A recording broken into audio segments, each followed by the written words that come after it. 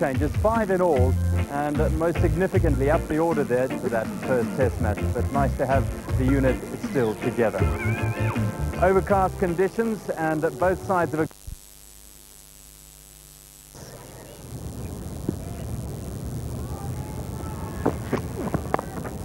In the air, and I don't think it carried. We'll have to check it. Slightly tentative stroke here by fellow Wallace, and Jonty Rhodes there in a rather unusual position for him, particularly down here. Okay, well, welcome to Kingsmead, and as you join us, and we apologise for the problems that we've had, more on that in a moment, we've seen the outside edge to the third ball of the second over of the morning, bowled by Sean Pollock. Not quite carry.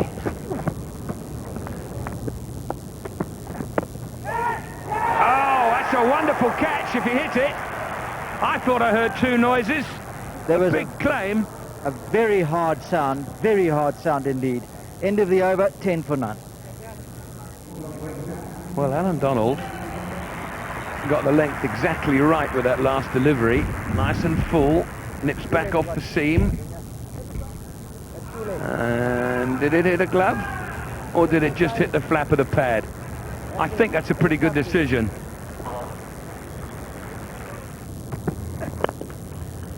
Whips this one away for 4, just backward of the square leg umpire. It wasn't a good ball from Donald, straying on to about middle and leg, and he picked it up nicely and whipped it away to the vacant square leg boundary. So 4 runs and the over at 22 for no wicket.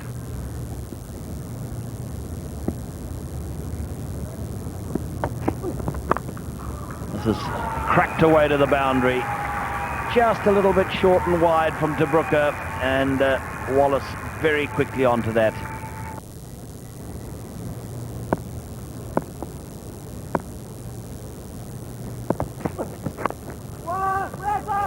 Oh, well, you could hear the hesitation, and you can't blame them for that, because Rhodes was in the area, and he'd be pretty disappointed, Rhodes. Such incredibly high standards. And that brings up the 50. This ball was well pushed away, and you can see the batsman actually stopped waiting to see what happened.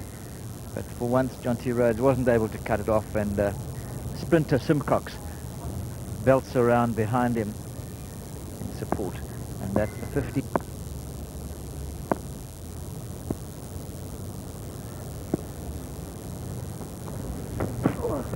Oh, it's edged and caught at slip. Cullinan takes the catch. Comes as the wicket goes to Cullis. Wallace is out, and it's 50 for 1. One drive too many. Yep, that was a loose shot, but that's how the West Indies play. No footwork to speak of. He wasn't really near the line. Thick outside edge, and it went high above Cullinan's head. But those hands don't miss many. And brilliant bowling change by Hansie Cronje. Cullis gets the first wicket. So Wallace goes for 21 hours and 16 minutes, 49 balls with 3 falls. That brings Shivnarine Chanderpaul to the wicket.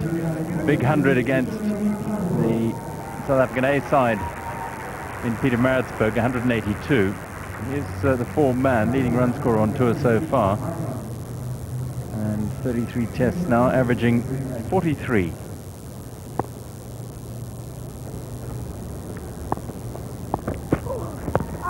It hits the pad. May well have pitched just outside leg stump, but not a bad first one up to Chanderpaul. Left-hander facing, and this line was absolutely superb. And for my money, that was out. It might have pitched outside leg, but if you look at it again, I think that probably pitched leg and held its own. Very difficult decision for umpire Orchard to make. Oh, that's a big appeal, and out!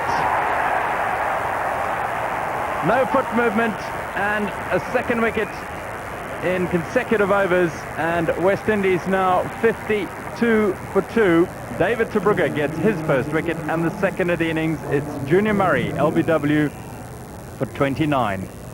Well, David Field, and quite rightly so, getting the second wicket to fall. Junior Murray, 29, LBW bowled Terbrugge, 59 balls. He hadn't hit a boundary in all of that shot, but he did a good job for the West Indies.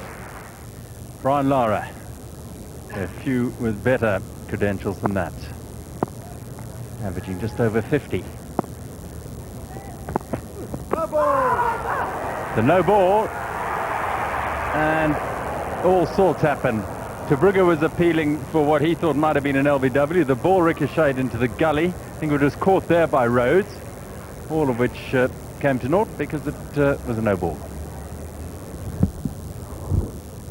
Little step back, but what a fine delivery first up. So David Terbrugge putting pressure on this great batsman, and looked as though it might have got an inside edge onto the flap of the pad. That's why it flew so high.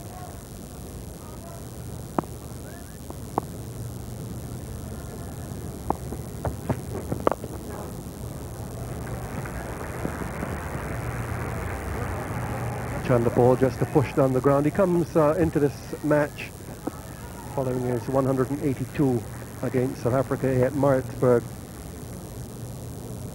which stretched over 3 days because of the weather down there. Saturday, Sunday and Monday. He's in good touch and resuming the position at number 3, which he took on first of all in Australia when Brian Lara was having some difficulty against Glenn McGrath.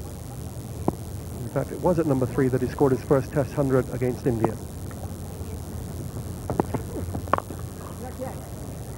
Not yet was the call.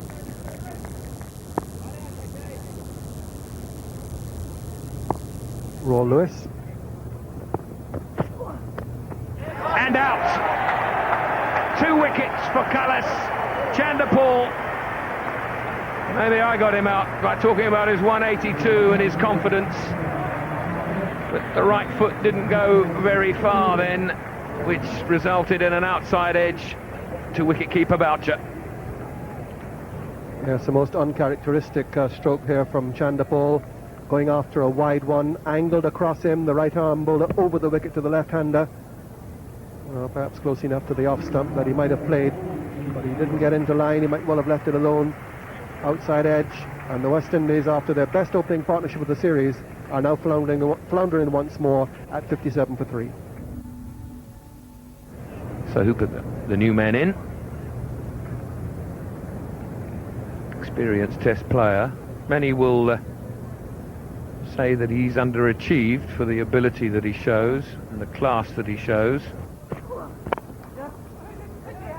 Hooper off the mark straight away, but he'll have to hurry, and brilliantly backed up by Terbrugge at mid-on.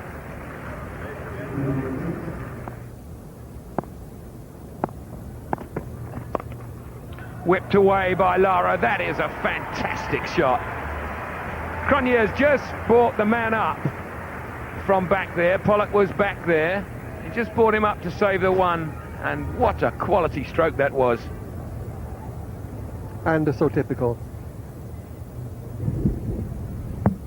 I think that's the replay of the stroke which carried him past Sir Gary Sober's record in Antigua.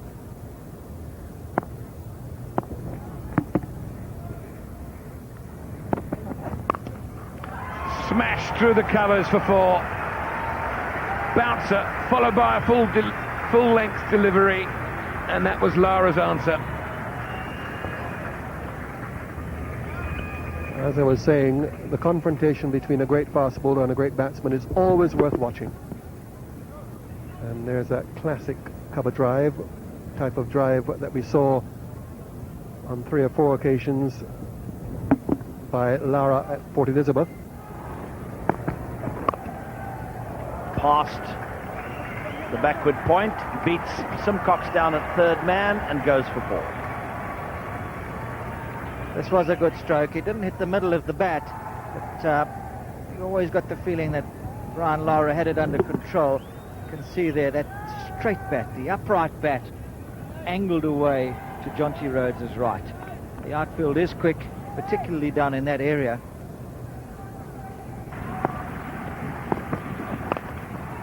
This time he pulls and will get 4 runs. Safe shot on the ground, and those 2 short deliveries in a row from Alan Donald, ending his over, and pickings for Brian Lara. 87 for 3.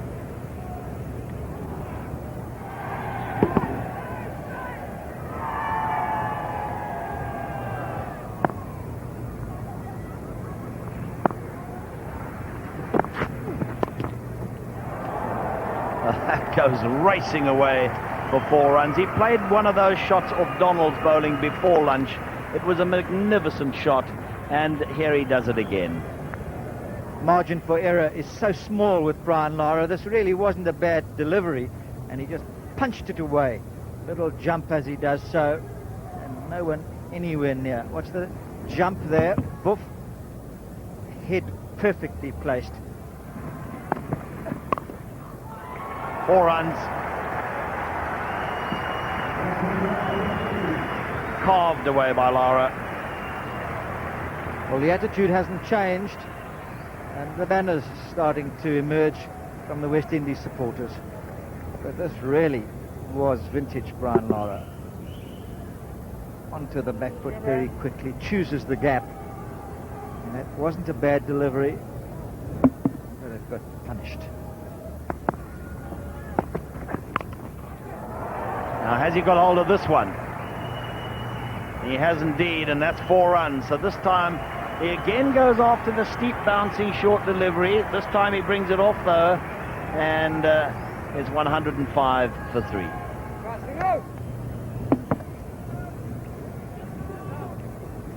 As we watch Brian Lara getting that last ball from Alan Donald away to the boundary. Now to tell you how Jacques Cullis fares, Gerald de Kock, and with him Tony Cozier.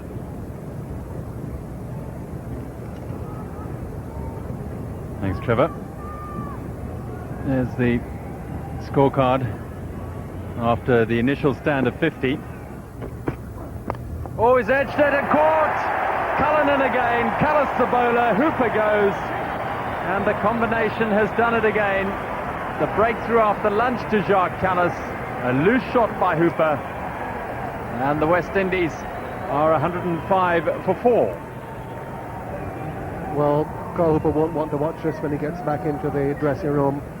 Really a flailing stroke. Look how wide that ball is. There's no way he could have controlled that shot. That was almost a wide, and a very naughty shot from Carl Hooper at a crucial stage. He goes, leaves Lara behind, and the West Indies at 105 for 4. What will be a nervous few deliveries. First up for Darren Ganga.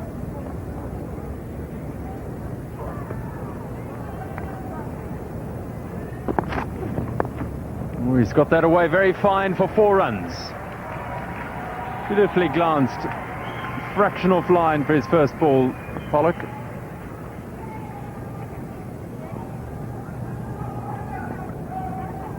Very fine indeed. And he had to manufacture that shot. It's not to say that the angle helped him.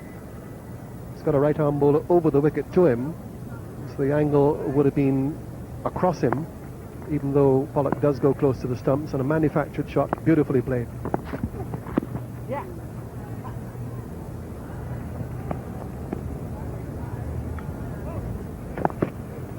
Well, that's well bowled, big appeal, but he's got well forward. Umpire Orchard says not out.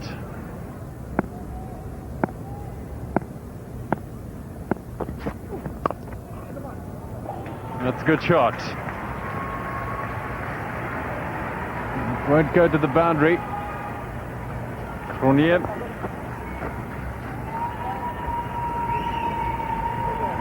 So 3 runs. Takes it up to 117 for 4.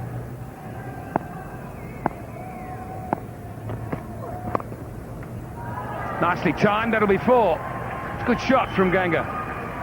First ball after the break, and slightly wide, but a really classy stroke from Darren Ganga. And we've seen this young man exuding talent. That perfectly timed, good balance, and into the gap. Really looks a class act.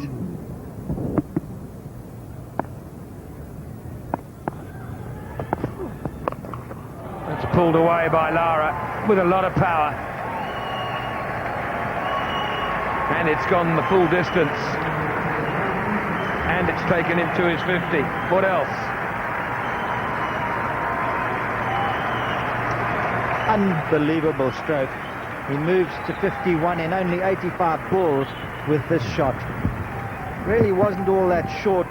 You can see he's been looking to dominate all the way through.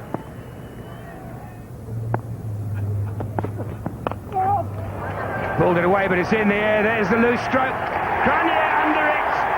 Well, is it a loose stroke, or is it Terbrugge's ability just to come onto the bat a little bit harder? Well called, Lee Irvin. We talked about that earlier, didn't we? And this one did. Brian Lara is beside himself. He's so angry. He'd made a half century. He was looking awesome. The South Africans are full of joy. And Brian Lara goes for 51. West Indies 133 for 5. Well bowled, David Terbrugge. It is again. It's high up on the bat. That's why it's gone nowhere. Lara's on his way out already. He knows that Cronje shouldn't drop that. He doesn't. And Terbrugge has got a very, very important wicket indeed, and doesn't he know it? Brian Lara, 51 in 91 deliveries. West Indies now 133 for 5. He made his debut at the beginning of this series at the Wanderers. Got a 42 in that test match. Terbrugge to Jacobs. Nicely off the mark. Nicely timed. Cronje in pursuit, but he won't get there.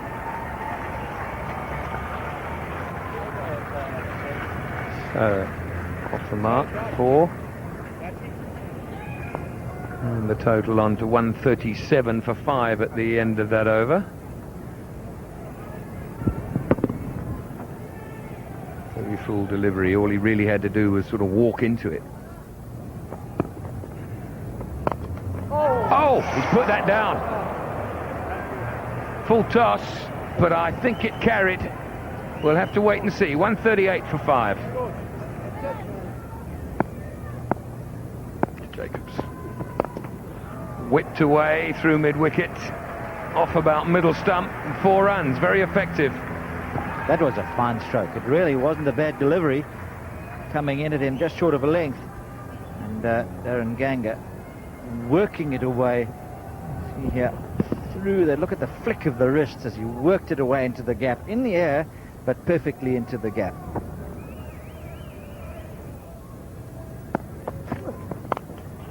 So through the covers, good shot. And not even Jonty Rhodes' pace will haul that one in. So 4 very good-looking runs to Ganga. If you wait and you have patience, you're going to get the bad ball. Even the best bowlers, and Terbrugge is rather inexperienced. And there's the half volley wide of the off stump, well put away. And his patience has paid off. Good-looking shot. Brings up 150 for the West Indies. Ganga's 3rd boundary.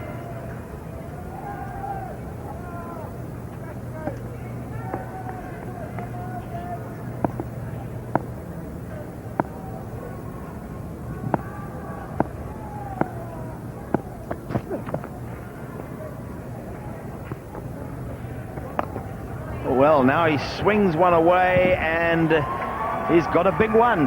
Well, would you believe it? Just to confound us, as in we say, he's playing awfully sensibly to the tea break. He has a full go at Simcox, but he brings it off.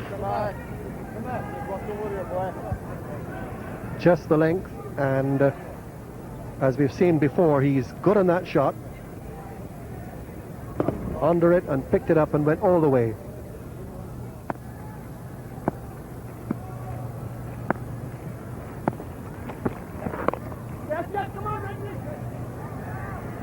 Ganga gets a single here. They might get a second and will for an overthrow. Boucher was trying to back up there, but it was thrown very hard and a little bit wildly. Ganga in the end ends up with 2.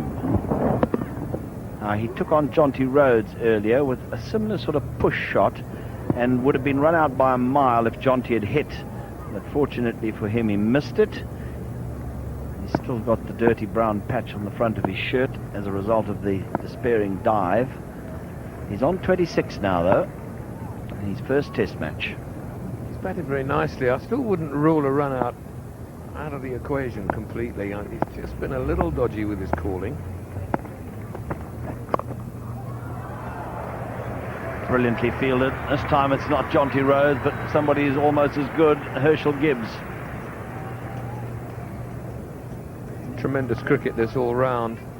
Little bit of width offered from Donald. Good shot. Good fielding.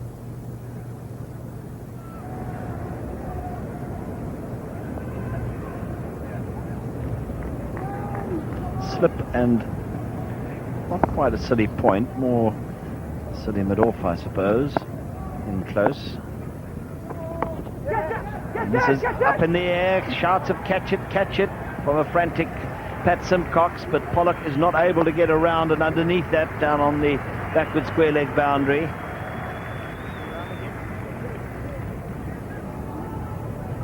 It's one of those ones when it was played, it looked fairly innocuous. And it looked a very safe shot, but it sort of hung up in the air there for a while. And one bounce in the end to Pollock.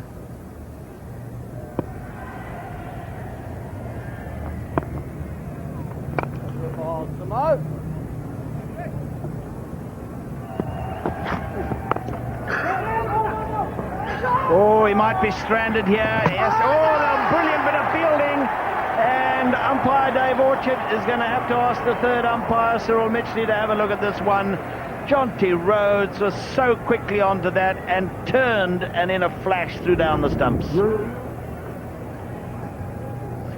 There's a slide in the middle of the pitch there. Well, that's from the mid-wicket camera. The Panay will give you a slightly different view to that. In fact, not quite so far in, but the decision's been made already by Cyril Mitchley. When we have a look here, from square on, we'll find that he's a lot closer to being out, but still the correct decision.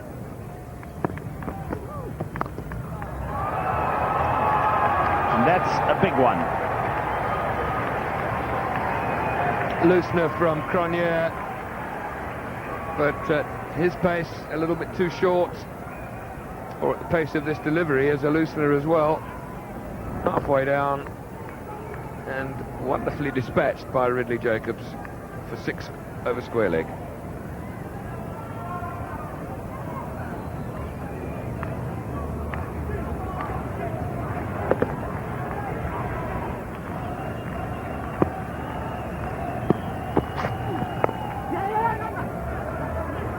Once again, they take on Jonty, or Herschel Gibbs this time. They're going to get overthrows. Two of them. To one of the worst aspects, I think, of cricket. When you throw down the stumps, you should not be penalised with a deflection like that. And Herschel Gibbs was very sharp in throwing down the stumps there. And as a result of it, they get 2 runs. They had to scurry, though. Still, there's a bit of uncertainty in the calling and running between these two. Otherwise, they're doing a pretty useful job. Now, change in commentary, and Tony Cozier's with Lee Irvin. Thank you, Trevor. Sean Pollock from the Old Field Radio. No ball called. The score moves on to 177 as these two young men from the West Indies put together what is certainly a face-saving partnership, and that was a long way over as the South African bowlers toil. The ball has got old, 64 overs old in fact, and it's certainly got flat, as has the pitch.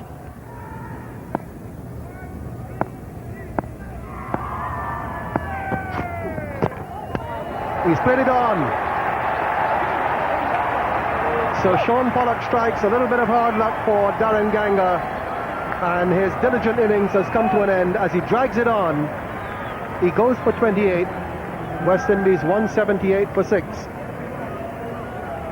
Well, just as we were talking about what a useful innings a partnership this had been, Darren Ganga plays one off the inside edge. Rather unluckily, one thought. It seemed to bounce back onto the back of his foot and then onto the off stump, but nevertheless good bowling from Sean Pollock.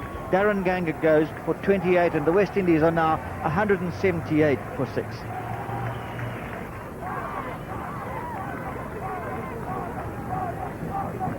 So Lewis comes in. Certainly batting average nothing to speak of at this stage, although it's only his third test match.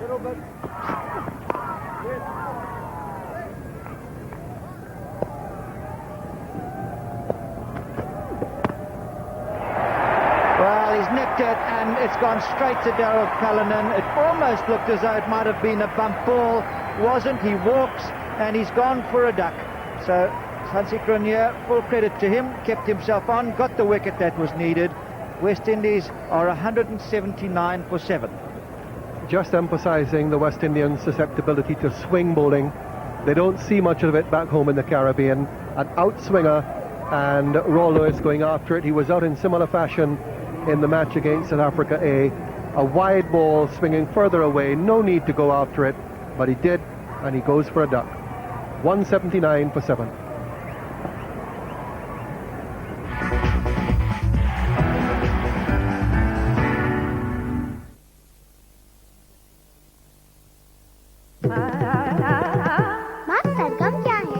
कई सुर एक साथ मिलते हैं तो उसे सरगम कहते हैं। जैसे सारे गा मा पा सा, जैसे दूध, चीनी और चाय। हाँ, जैसे सरगम चाय का रंग, स्वाद और तुम्हारा हाथ। डंकन्स की सरगम चाय, रंग, स्वाद और आपका हाथ, बनाए एक सुरीली सरगम।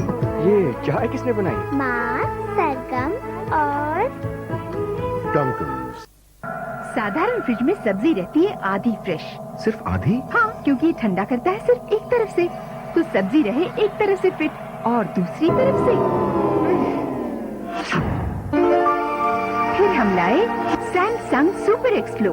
इसमें है स्मार्ट फैन जो ठंडक को कोने कोने तक ले जाए और सब्जियां रहे फिट चारों तरफ से। Super x flow from Samsung. यानी चारों कोने fit. If you go through someone like Session Tendulkar's record, I think he's got 19 one-day hundreds. He's got 18 at home and only one away from the Asian continent, if you like. So we've got a chance, I think, of getting him out here early with the green decks, and so obviously that's the key. Can the Kiwis stop Sachin? India's tour of New Zealand. The second test continues tonight, live on Star Sports. This cricket broadcast is brought to you by Samsung. Challenge the limits.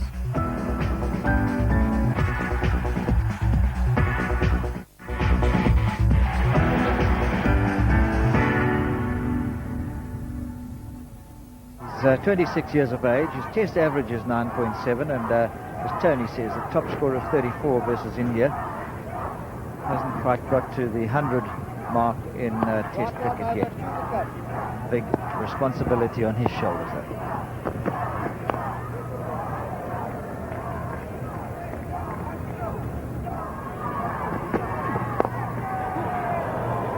Got it through. Comfortable 2 here. So Rose is off the mark. And it completes the over from Cronje, an over in which he's taken the wicket of Lewis, 181 for 7.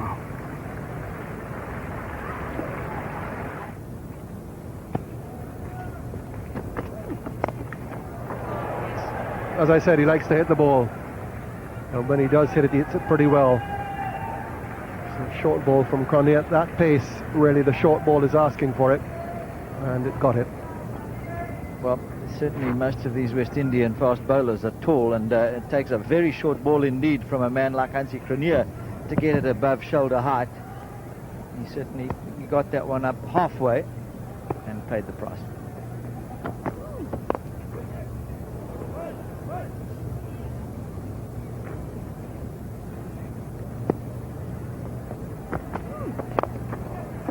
Caught. Short extra cover placed in there for that. Jack Collis, who has had such a good day with the ball, now takes the catch, and Franklin Rose goes, and the West Indies lose their 8th wicket for 185, and Hansie Cronje has another wicket. Well, Hansie Cronje doing an excellent job here. Congratulations to his captain for bringing him on. He gets his 2nd wicket. Franklin Rose goes for 6, caught by Cullis, and the West Indies 185 for 8 at this stage. Look at this, it's just short of a length. His feet are nowhere. He tries to drive. Tony's just been talking about how he likes to drive, and this one going straight into the chest of Jacques Kallis, forced to cushion the blow, but all smiles, and the West Indies deeper in trouble. Years who have averaged in double figures in Test cricket.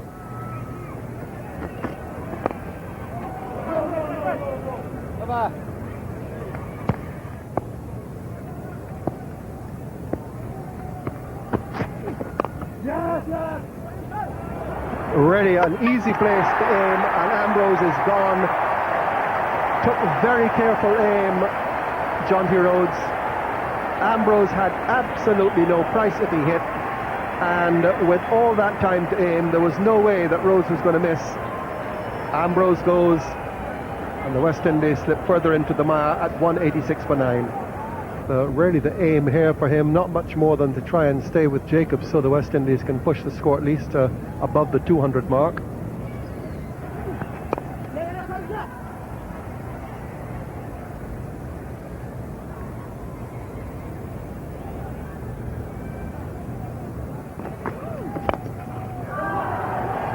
In the air, and going to drop safe and go for 4. Straight back overhead by Jacobs. So he's decided to throw the bat here. He's played very well. He's gone to 37. West Indies up to 191. But as the coaches always tell you, if you're a batsman and you're set, and number 11 comes into you to join you, it should be the number 11 that gets out, not you. So we'll see what happens here now. Yes, this was a far better stroke. This is Pollock. And that will be 4 leg byes, because the batsman was taking evasive action as he tried to jump out of the way and got hit by Shaun Pollock. Quick bounce of this. Hit him on the forearm, or just above the forearm maybe, above the elbow. Just to see exactly where it hit him, but it had him in awful state, up round the shoulder there. He ends it. Well, it's been a very nice little spell for the South African captain. He's ended up with 3, and he has bowled out the West Indies now for under 200, and another very disappointing performance by them. And Ridley Jacobs is the final man to go, having put up one of the better performances on the day for the West Indies. But I suppose with Courtney Walsh at the other end, he felt that an expansive stroke was called for at the start of a Hansi Cronje over, and he missed it, and has been bowled for 39.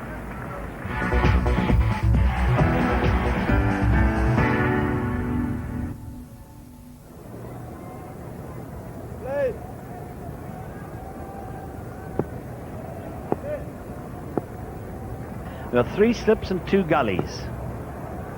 No third man. Fine leg, of course, is there. And Gary Kirsten immediately off the mark. That's good running. Just spotting that mid-off was quite deep and maybe not right up to it. First ball of the innings, and he just popped it down in front of him and set off.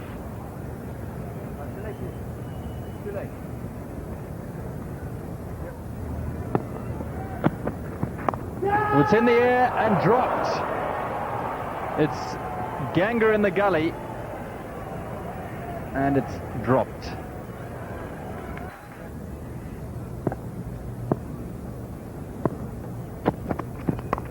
He's had a go over at his that. head.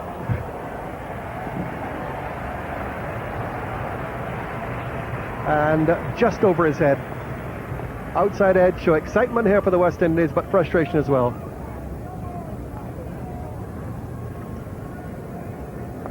Just get the feeling though that Ambrose and Walsh are starting to find the right length, and that really did get big on Gibbs. A little too wide, it wasn't behind it, and over the top of Murray at third slip. I wasn't too sure if it was over the top. We'll have a look at it. He seemed to pull out of the catch. Up he goes and then doesn't. Now this is a fine riposte. Hit that beautifully.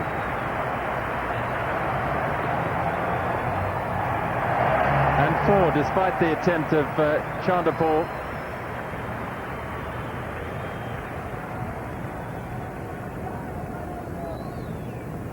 Two boundaries to Gibbs in contrasting style. He's hit that one nicely through the gap on the offside.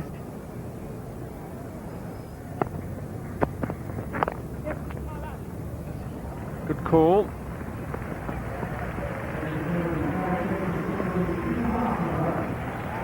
And that brings Gary Kirsten his 3,000th test run. And the third South African to do so. Difficult to say. 3,000th test run. As he's got away for 4. Anything short and wide, and Gary Kirsten's onto it very quickly. 31 for no wicket.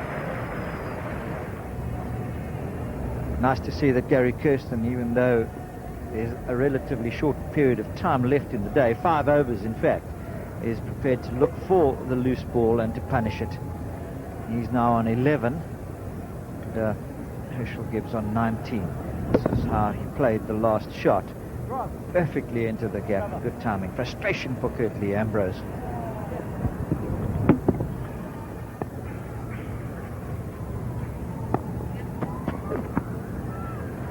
Well, that's 4 byes. Dropped it in very short. It climbed so steeply and over the head of a leaping Ridley Jacobs. Bonus runs for South Africa. Captain Brian Lara has to do the fetching. Look how short he dug that one in. Courtney Walsh. Give it the old underarm flick.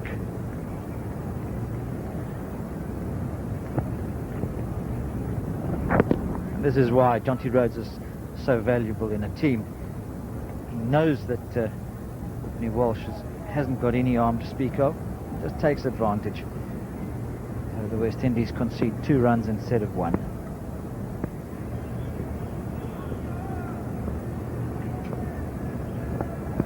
Predominantly offside field. 4 saving 1 in the ring and 1 behind them as a backup. And Rhodes sort of bunts that really. Wider mid-on. Again, we saw Cullinan pull Lewis over mid-wicket and it just went for 4. He didn't find the sweet part of the bat because of the extra bounce, and this is almost the same case.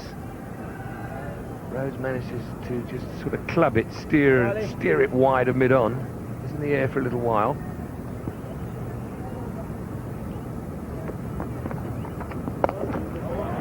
Gave that a bit more stick. And Curtly Ambrose looked over to his right as if someone else was going to run after it. And in 9 strides has hauled it in. He was hoping desperately someone was out there. No one to help him. And Jonty Rhodes comfortably gets 3. This one's short and pulled away in front of square. That'll be 4. Eventually the bowler makes a mistake, and credit to Rhodes. He was up to it. As soon as the error was made, Rhodes punished him. 199 for 5.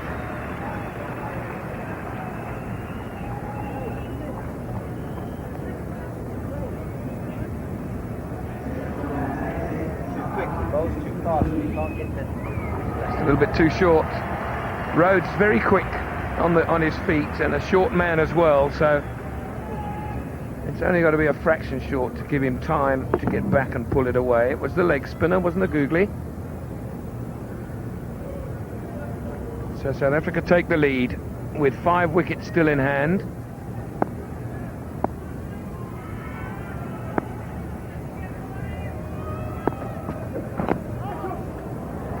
Swinging Yorker, and Pollock, I think, got a little bit of bat on it. Did he? Let's watch umpire Orchard. Yes, he had. And that brings up the South African 200, which is richly acclaimed by the crowd here of over 11,000 people.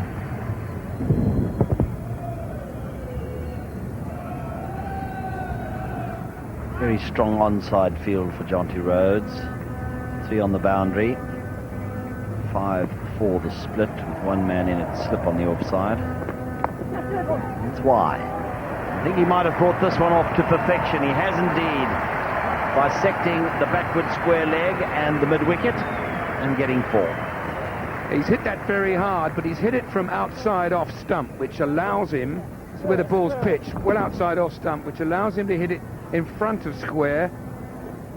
And he got such a good contact on it that it went for 4. It beat the deep backward square leg. I say in front of square, the ball started off in front of square. When the ball's bowled straighter, like that, and that tends to pick the man out. But he's got that fine enough to steal 2. He moves on to 46 now. In the air, didn't play that very well. Oh, and Ambrose lets it go by for 4. Brings up his 50. And that was very naughty of Curtly Ambrose.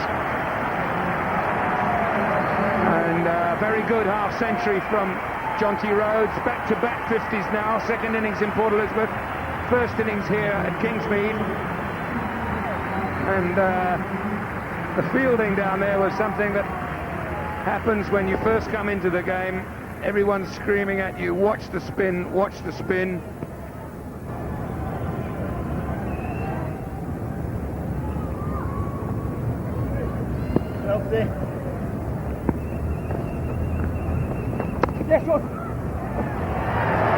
This is a good looking shot from Jonty Rhodes, and he's going to get 4 runs.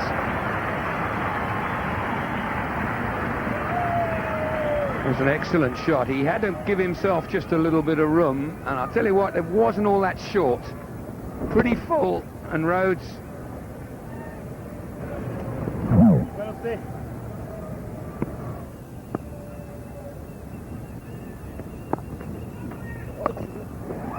Now Sean Pollock does get onto one. It's a little bit short and pulls it away for 4 runs. Hooks it more. It went just backward at square in the end.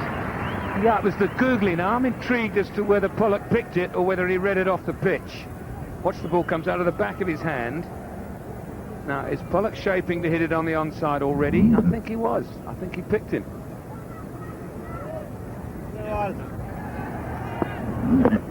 He's 13, 61 to Rhodes.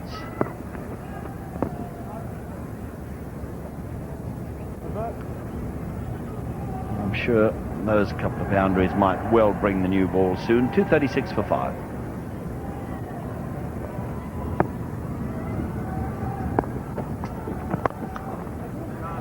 Beautiful shot by Pollock, and again a little bit of lazy fielding from Curtly Ambrose, and it's 4 runs. This is one of the big differences between these sides, and probably would not have got past the South African fielder. I think half the problem there was that Ambrose was about 5 metres too close. He needn't. That ball flies off, the new ball flies off the bat. And he's got a long way to go down too, the old lad, but it wasn't a great effort. There wasn't a lot of, if you like, commitment to it.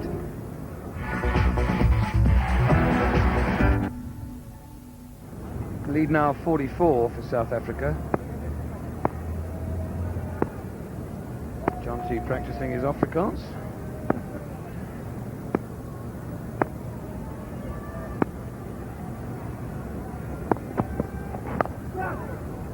Now the third man. No gully, it's just 2 slips in position. Because even though he's got a new ball, Brian Lara got to keep the runs down.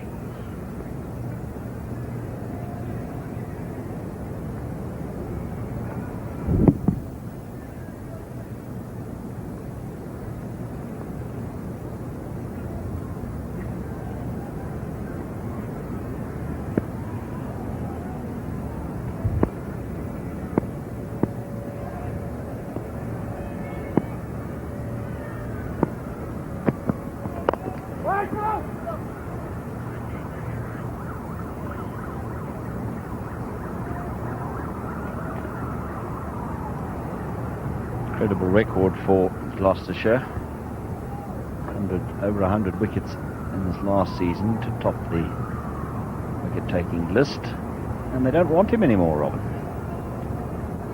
I believe they're saying that they're assuming he will be in the West Indian World Cup team, and they want somebody for the whole season. Nicely played this by Johnny Rhodes through mid-wicket. Beautiful shot. I think it might just win the race to the boundary. It does.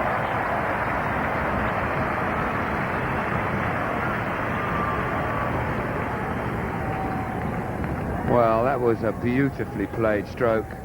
Such good balance. Head so still. And it's fairly raced across the turf for 4.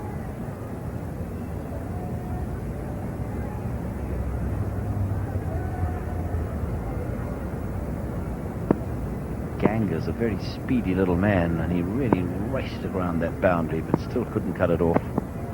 Now an appeal for LBW. Knows his umpire, Tiffin. End of the over, 2:47 for 5.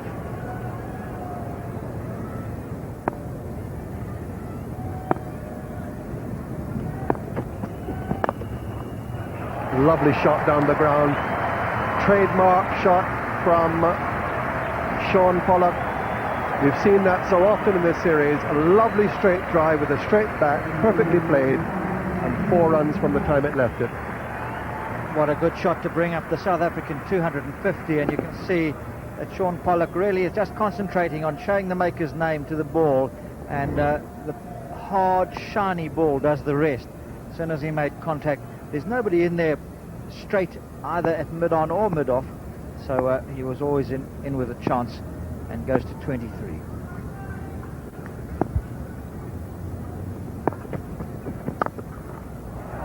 Even better stroke.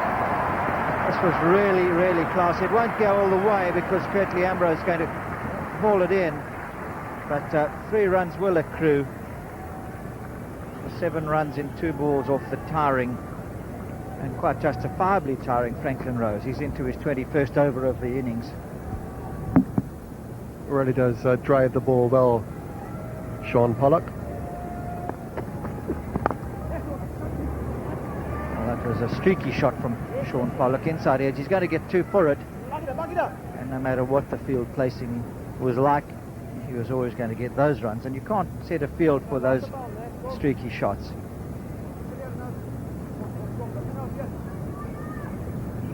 Rhodes, you can hear him encouraging all the time, and saying in Afrikaans that Franklin Rose is getting tired now. Of course, you knew that, Tony, didn't you? I knew he was getting tired.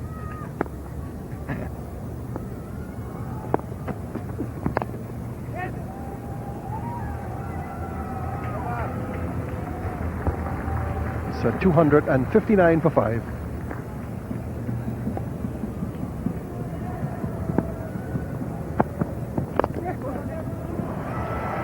Fine shot. We've seen him play that shot very well so far.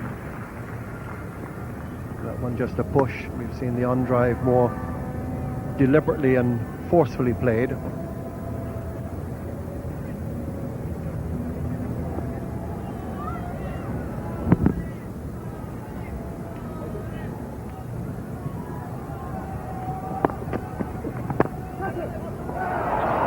What a wonderful catch. That is a magnificent catch by Carl Hooper. When it came off the edge, the first reaction was 4. How he got there and snatched out of the air at full stretch, well, we'll never know. He took one just like that to dismiss Sachin Tendulkar in the tournament in Bangladesh. What a magnificent grab. Well, we were just talking about Carl Hooper and how unobtrusive he normally is. And Robin Jackman actually said, I wonder, we've never really seen him dive for a ball. Well, certainly this one has made up for all the others where he's taken them so easily. That was out of the top draw. Certainly one of the best slip catches I've ever seen. Shaun Pollock goes for 30.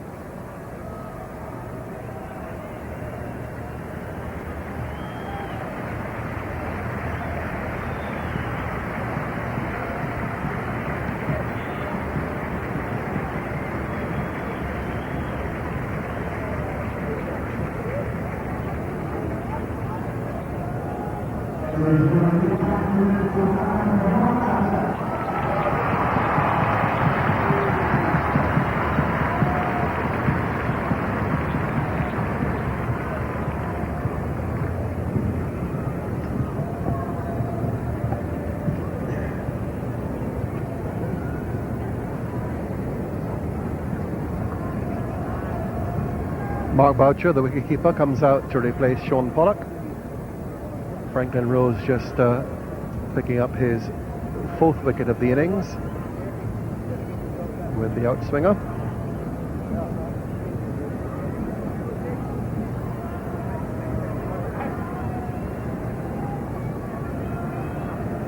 Some advice for Mark Boucher from John T. Rhodes as the wicketkeeper comes in at the fall of the 6th wicket. So this is why he's at the wicket. Look at that, so full pitched, it was almost as though he hit on a bump ball. But look at the distance that Carl Hooper travels now to go that far and then to pick it up one-handed is absolutely amazing. Quite rightly, he's delighted.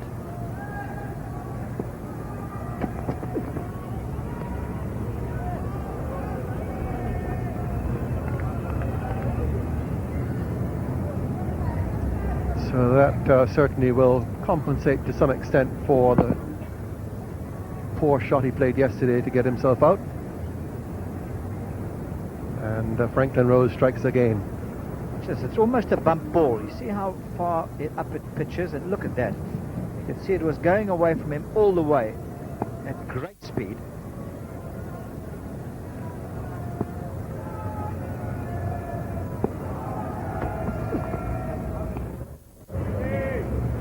Suddenly everything slots into place. His line and length is perfect.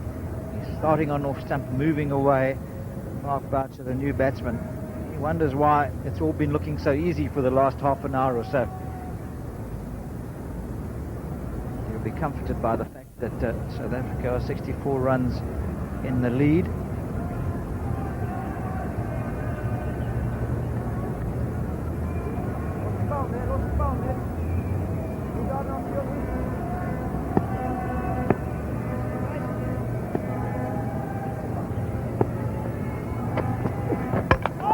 Magnificently bowled. Timber for Franklin Rose, and Mark Boucher will really feel that he's had some very hard luck indeed. Tremendous delivery from Rose. He picks up his 5th wicket. South Africa 262 for 7. Well, happiness for this man who gets 5 wickets for the first time in his career. Look at that delivery. It is absolutely magnificent. He goes, South Africa, 262 for 7.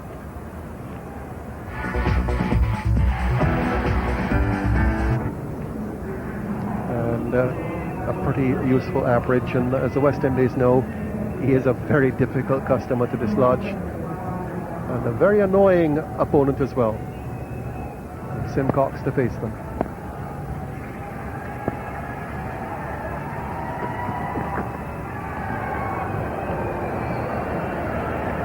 Once again, the new ball has created some excitement in a test match.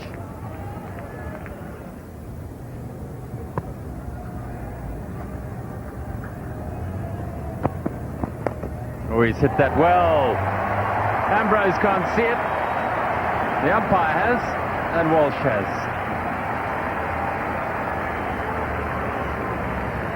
Good shot from Simcox. He's pretty much on the back foot looking to pull any delivery. He just catches up with that quite nicely. Ambrose didn't move a muscle because he didn't see it leave the bat. There's a man sort of lurking a deepish square leg, not right back.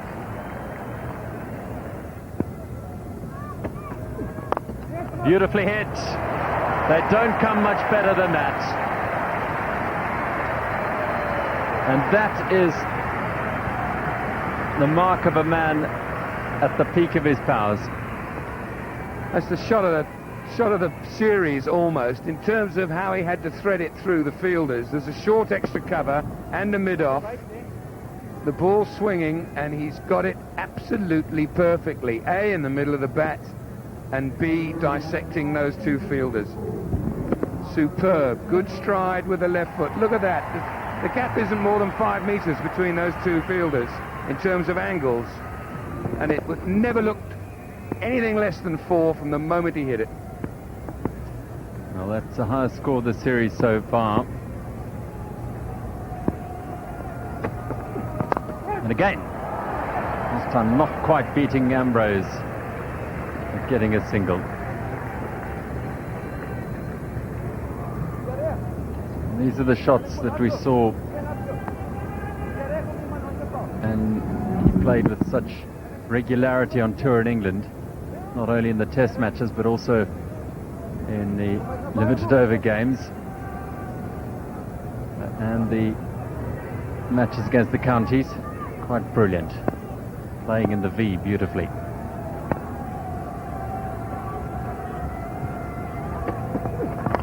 Oh, he's edged it away to third man.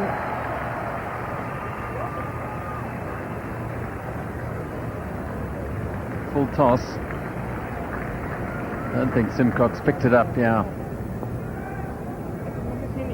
Yes, you could hear him say, I didn't see it. Ik heb hem niet gezien.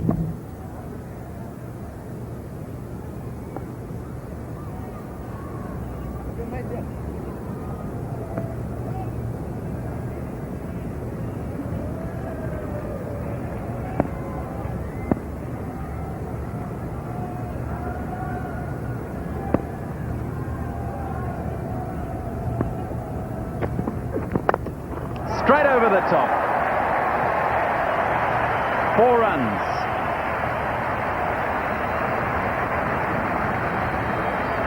Very good shot from Pat Simcox, because that's very much his area.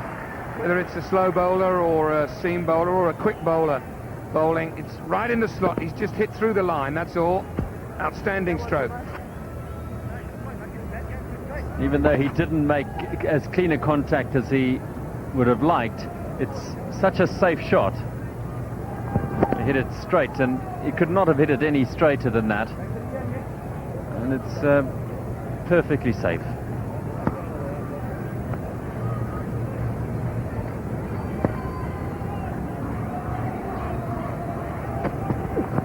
Oh, that's out. He's bowled him, and a 6th wicket for Franklin Rose. And a dramatic, entertaining and exciting little innings from Pat Simcox ends after 14 balls. He's out for 12, bowled by the bowler of the day so far, Franklin Rose. Very, very intelligent bit of bowling. He's just been smashed back over his head. The batsman has a right to feel that he's going to get a bouncer. He doesn't. He gets a Yorker. It's just struggles its way through, threads its way through Pat Simcox's legs. Dislodges a bail. Simcox gone for 12. South Africa lose their 8th wicket, 284.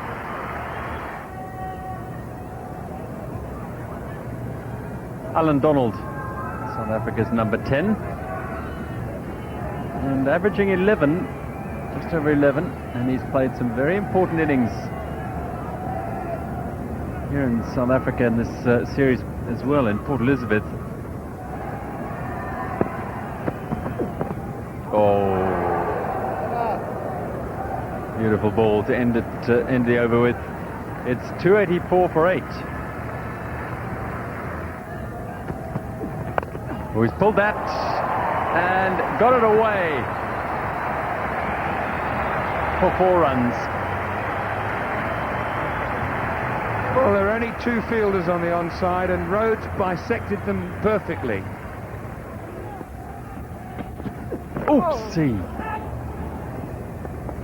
Boy, you get a fright when you see that, don't you, Robin? I actually jumped out of my chair here. Yes. And it's as well that Rhodes is in, because had that been at Donald, I think it would have just ploughed straight into his body. Rhodes has been in there a long time. He's seeing it clearly. Look how high that is. And they're coming off. Now, I think that's a sensible... Getting in, Kirsten and Gibbs getting a good start for South Africa. Gibbs looked very good before hitting one straight to short mid-wicket. And then Franklin Rose got amongst them.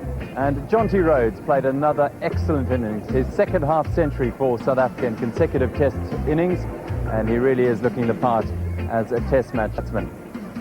Ships, 1 or 2 good ones there, Cronje and Cullinan in the middle order, And then the important one, Pollock and Rhodes looked for a while to dominate, and they did as the ball got softer and the bowlers got tired. But once the second new ball came, then the wickets tumbled towards the end there with Pollock and Simcox and Boucher all falling to the very, very impressive Franklin Rose.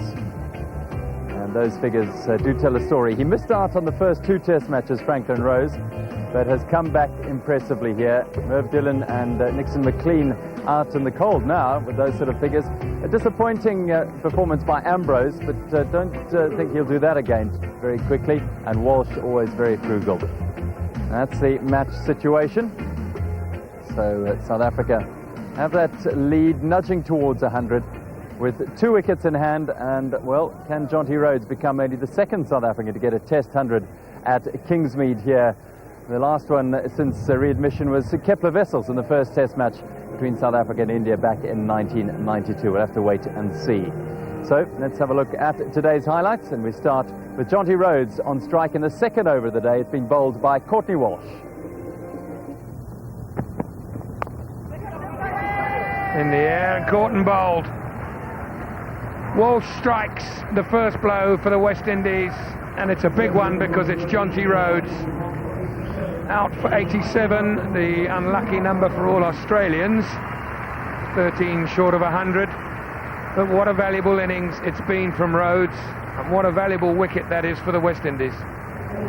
Quite a strange delivery this. Look how sharply it gets up, and Jonty Rhodes trying to angle it down, only succeeds in getting the shoulder, and good following up by Walsh.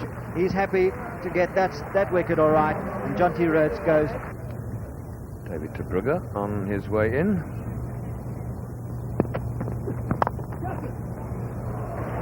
Struck away in the air through the covers. Desperate dive from Chanderpaul. But 2 runs to Alan Donald.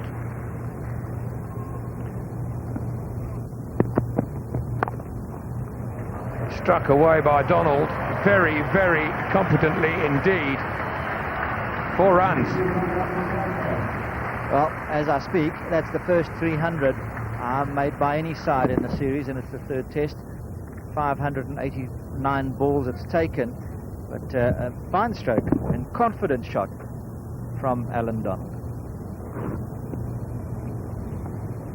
Really interesting statistic this. We talked yesterday about the value of the South African tail, and we'll have another look at that because there's another couple. 2 will be. Alan Donald's running as if he wants 3. Really is scampering. Maybe he thinks. We saw, those of you who are up at all hours watching the Ashes series this morning would have seen that Australia in 1998 have averaged 117 runs an innings for the last 5 wickets. And that's South Africa's reply. 139 South Africa average.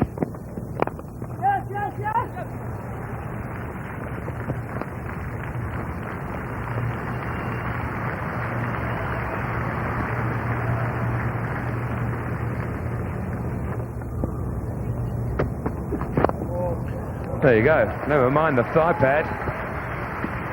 2 to de Brugge. Trying to erase the word permanent from his biography. Out. Straight. He got it right in the end. Underneath Alan Donald's defence. And 7 for Franklin Rose.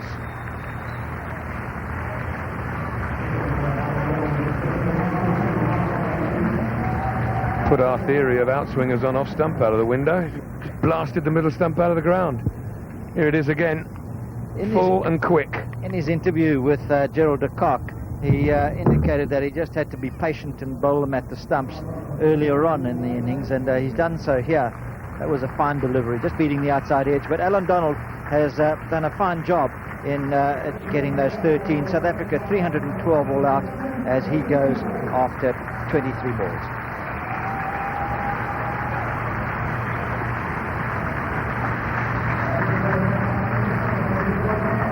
South Africa's reply to West Indies' first innings of 198. They're there for you all to see. Kirsten caught Hooper bowled Rose for 26. Gibbs played really nicely, caught Wallace bowled Rose for 35. Cullis, an unusual failure in his run of form right now, out for 11. Played a pretty rash shot, if one had to describe it kindly.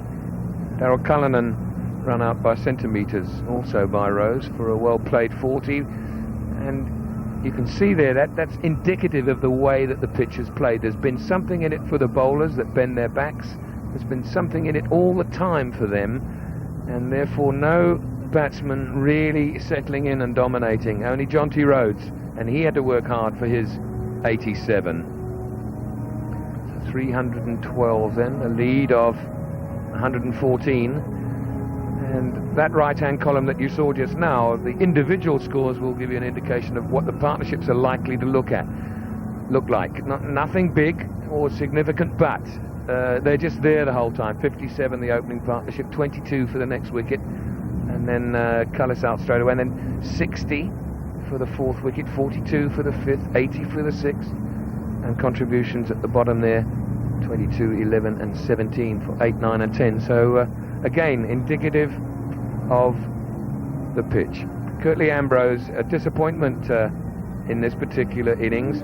Might be that he was favouring an injury. He's off the field this morning. He might have been favouring that when he went into the game, so one can't be too harsh on him. Courtney Walsh, wonderful support bowling, 29 overs, 6 maidens, 2 for 68. But the man of the match to this date, 28 overs, 6 maidens, 7 for 84. Franklin Rose, brilliant bowling performance. So now here come Wallace and Murray with a big ask now for the West Indies. Their batting has let them down time and again in this series, and before it as well. Now is the time for the batsmen to stand up and be counted. And the conditions are fairly good for batting, because unlike the first day when the West Indies were asked to bat by Hansie Cronje, we had the southerly wind blowing, which inevitably assists the seam bowlers. Today it's blowing more out of the north-northeast, and that improves batting conditions. And certainly the wicket is still good.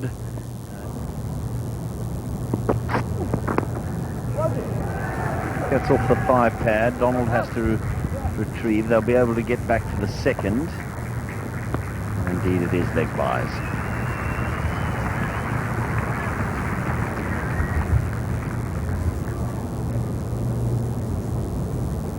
Just off the 5 pad, and looking for the deflection. Murray does come inside of his stumps and just looking to turn it away and miss the shot. But runs here, welcome for the West Indies.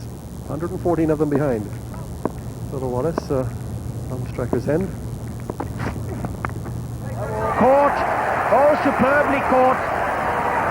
And no ball has been called. Oh dear. Out goes the arm of umpire Dave Orchard after a brilliant catch by Darrell Cullinan, and Junior Murray can live on. Well, they all thought he had him, and so did the crowd, until the hand went out. It's over the front crease, no question about that.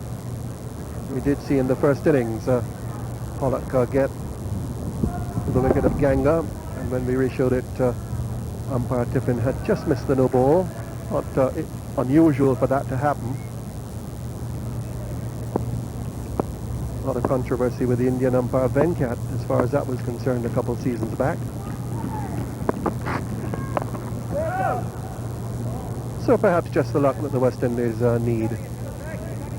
Would have been an immediate breakthrough for Pollock, but he might feel, well look, I got one in the first innings when I shouldn't, and on this occasion it was my fault to overstep.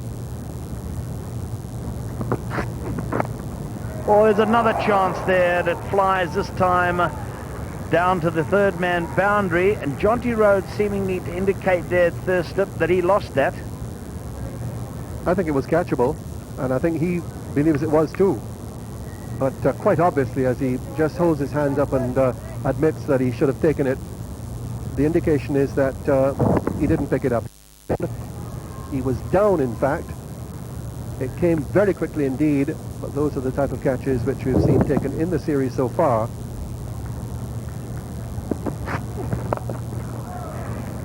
Now he swings it away for 4, backward as square. So, William Murray possibly appreciating that he's been a bit lucky to survive. Has a go at that one and gets it away to the boundary.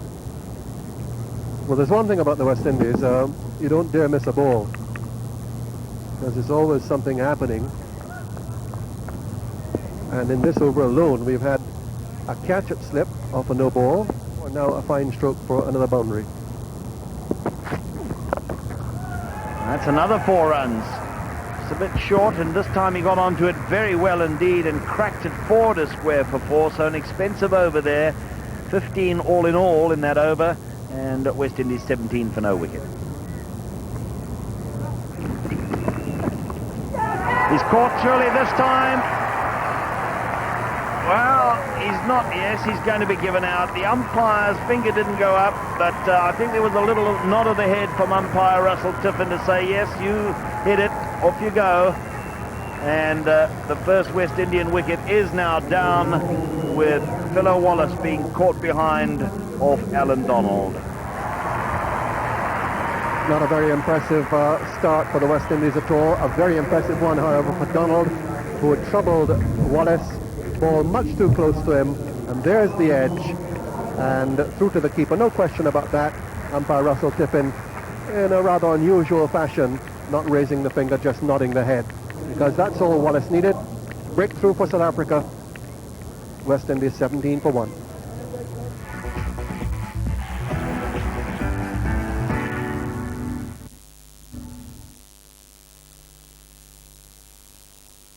For remarkably lifelike sound, Superphone TV from Samsung. It was our anniversary, so I made the tea. The tricky part was the rose. Then came the music. She loves Mozart. I woke her up. Your aroma's nice, she said. I know. The flavor's perfect. Thanks. Tastes wonderful. I took a bow. Vikram, this is not our everyday cup of Darjeeling. Correct, I said. Because, honey, today's not every day. Rundly at 100% Darjeeling. We know it because we grow it. गुस्सा आता है, बहुत गुस्सा। कल रात TV पे दिल है के कैच। सभी टीवी प्रसारित पिक्चर दिखाते हैं कुछ हिस्सा काट कर। अब सैमसंग विजन प्लस टेक्नोलॉजी दिखाए पूरी पिक्चर बिना काटे। गुस्सा? अब कैसा गुस्सा? NBA Inside Stuff is about, it's all about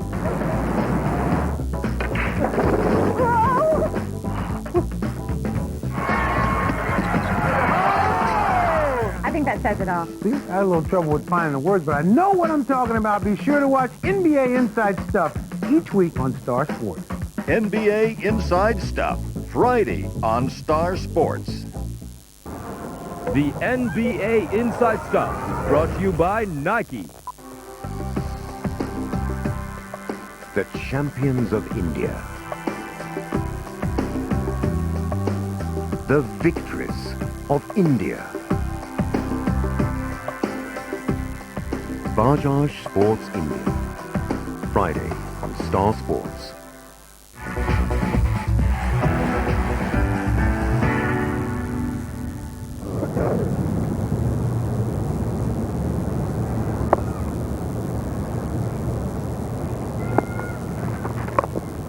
Good shot off the back foot. Rhodes will have to chase, but he won't get there. It just almost gained on Jonty Rhodes, so you can imagine how sweetly that was timed.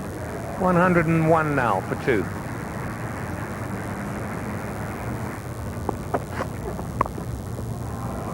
That is Shivnarine Chanderpaul's 2000th run in Test cricket.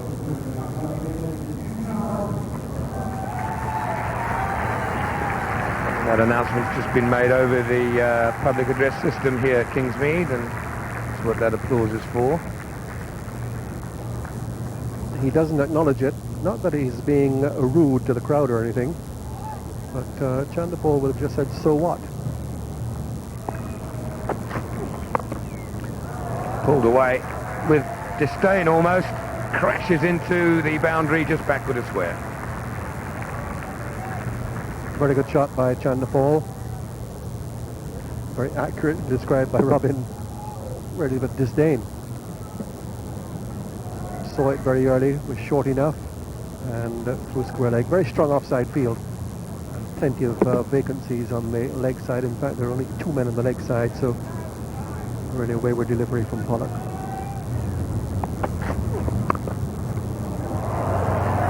Hits it so hard. When he gets that little bit of width or that slightly loose delivery, he just hits it so hard. 4 more, 116 for 2.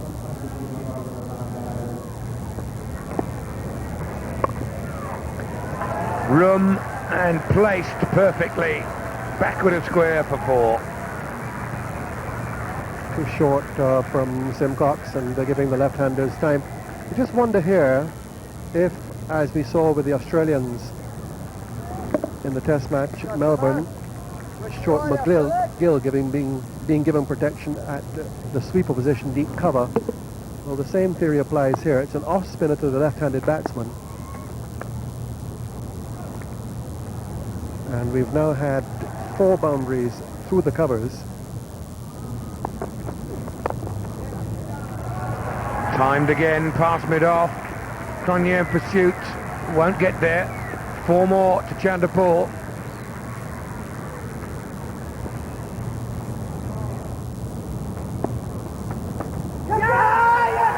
Big appeal. Everybody's happy except umpire Orchard. Nancy Cronje was the catcher and looked pretty confident. Pat Simcox. There's the war dance. Let's have a look.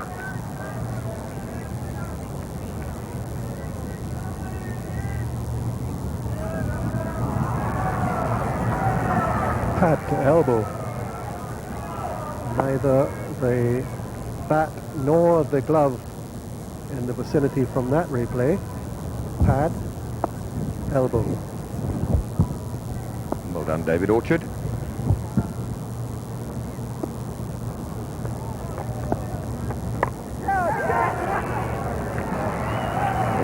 This is actually really interesting cricket. Lara can see the problems that are posed with that area outside his off stump, and the pad elbow would make him think, I've got to be careful now, because that could just as easily have been pad glove. And he's nearly got an edge on that. So he doesn't want to be dominated.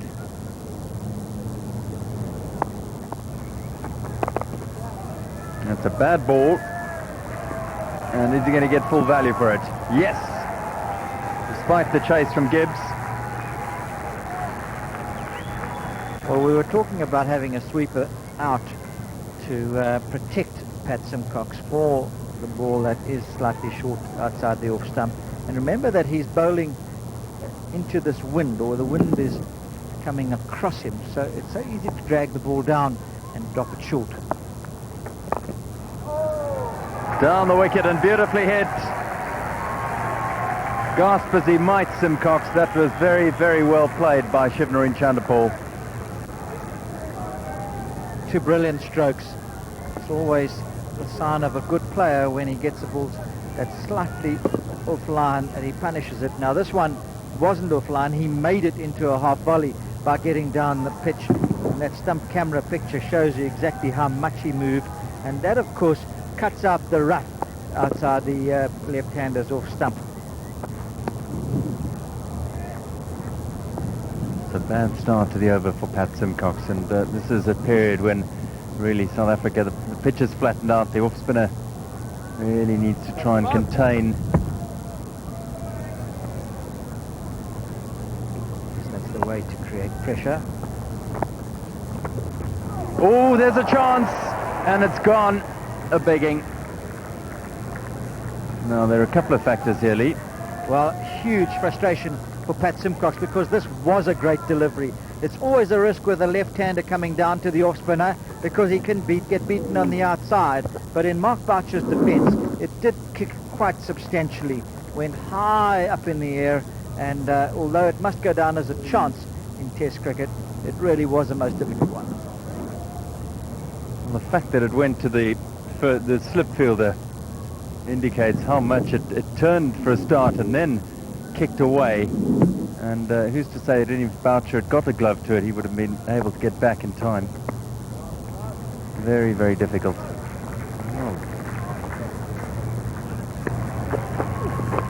Edged that away down to a very fine leg, and that'll be 4 to Chanderpaul, and that'll take him to a very well played half century. Flags fly high for Chanderpaul. He's been the form man on tour, and he came into this test with a big 100 up in Maritzburg against South Africa A, and this is how he got there offline, and a player of class won't let a ball like that go by without capitalizing on it. 100 partnership as well. And Lara has played it beautifully to the deep cover boundary to bring him his half century. Classic cover drive by Brian Lara.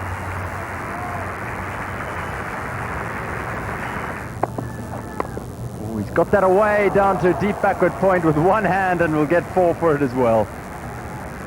Complete change of pace by Alan Donald and nearly deceived Brian Lara, but it just shows the class of man. Watch the fingers here as he delivers.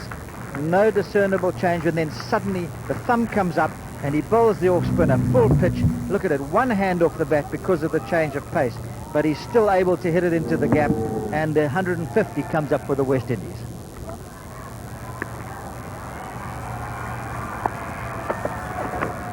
He's got something onto that, Chanderpaul, and again he profits as Donald this time strays offline down the leg side, and Chanderpaul collects 4, and the West Indies move on to 157 for 2. At the mid-afternoon drinks break, it's been a long, hard session for South Africa. They've still got an hour to go. This is how this ball came, despite the acrobatic attempt of Mark Boucher down the leg side.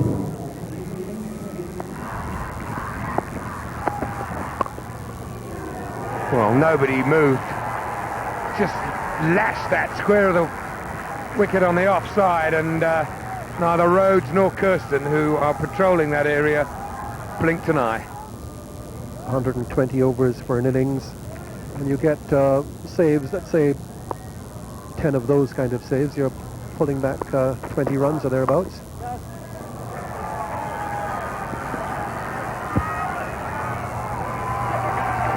Donald returns the favour, and how's that for a throw?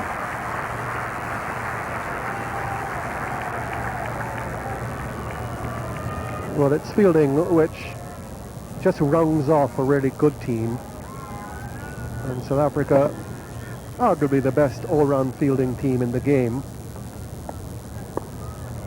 And there's a fast bowler who's just completed an over in the middle of a spell and putting in that sort of commitment.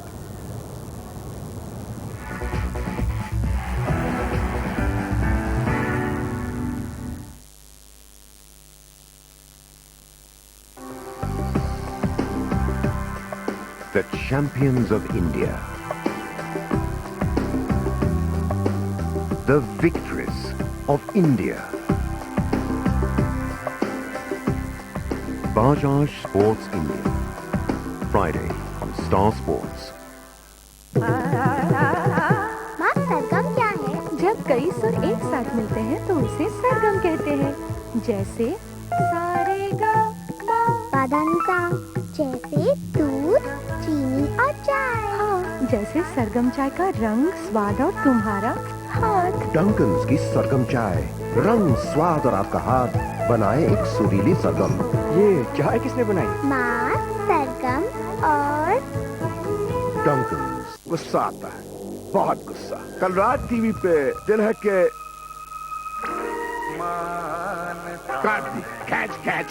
सभी TV प्रसारित picture दिखाते हैं कुछ हिस्सा काट कर। अब Samsung vision plus technology दिखाए पूरी पिक्चर बिना काटे। गुस्सा? अब कैसा गुस्सा? The headlines and the scorelines. With ANZ Sportsline, you know the score. ANZ Sportsline. Update Saturday, Sunday and Monday. Only on Star Sports. For the latest program information, visit our website. गुस्सा आता है, बहुत गुस्सा। कल रात TV पे दिल है के कैच। सभी टीवी प्रसारित पिक्चर दिखाते हैं कुछ हिस्सा काट कर। अब सैमसंग विजन प्लस टेक्नोलॉजी दिखाए पूरी पिक्चर बिना काटे। गुस्सा? अब कैसा गुस्सा?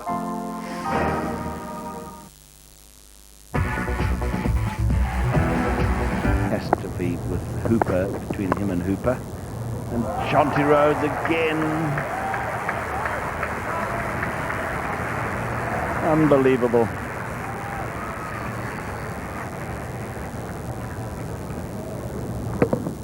All adding to the pressure, this brilliant fielding. Bowlers need that. Oh, Nick cricked away. The chiropractor will get a visit tomorrow probably. This is in the air, but this is 4 runs. Diving at cover, but it was well wide of him. He had no price on that one. We were talking about the rash shot, how easily that could have gone to hand, caused almost definitely from the pressure that's been building up. Jonty Rhodes making an unbelievable attempt. And this is just a fraction short. He pulls it to mid-wicket for 4. Again, it was in the air a little bit, but that's fair enough.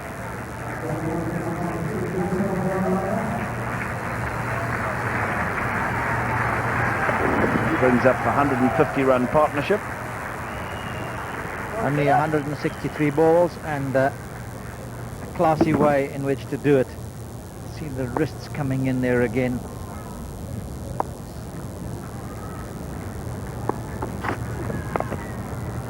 It's away and through and 4. Chanderpaul has been very strong on that shot today. Short and wide. And he's found the gaps. It's a strong offside field. Placing it nicely between square cover and extra cover for the first scoring shot after the break.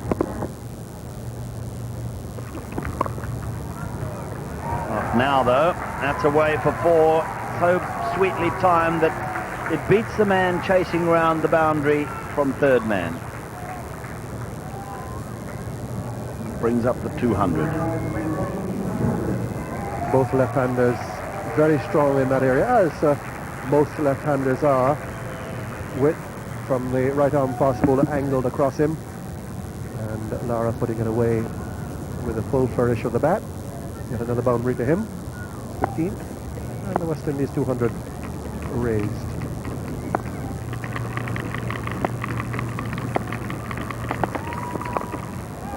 Is he caught? Oh, he's brilliantly caught. Brian Lara has been superbly caught by Herschel Gibbs. And the South Africans are understandably delighted. It's that sort of little bit of magic that it needs to break a fine partnership like this and to get rid of a great batsman like Brian Lara. And once again they produced it.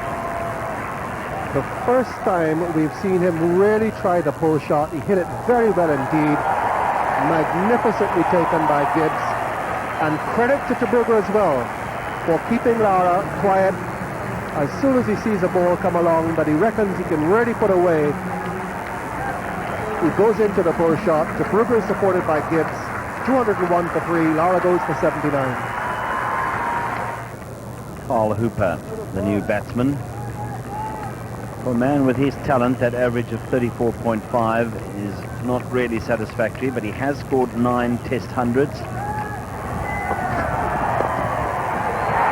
calm, he's caught and bowled. How often does it happen that after a big partnership you get one and the other one goes shortly after, and Chanderpaul has been caught and bowled by Pollock.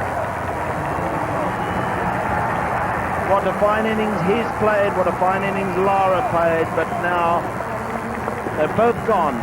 Chanderpaul for 75. It's happened over and over to the West Indies in this series. A partnership building, one batsman goes, the other follows, and a partnership of 160 which looked as if it was pushing the West Indies towards a position where they could challenge in this match.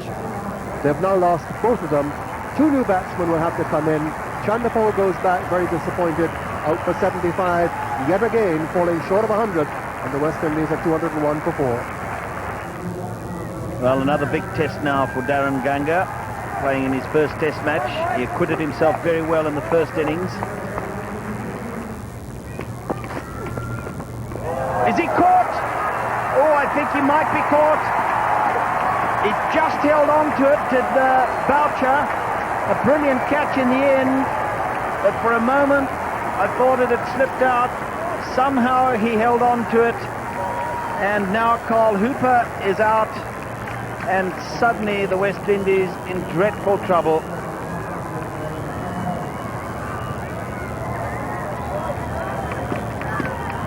Let's take a look.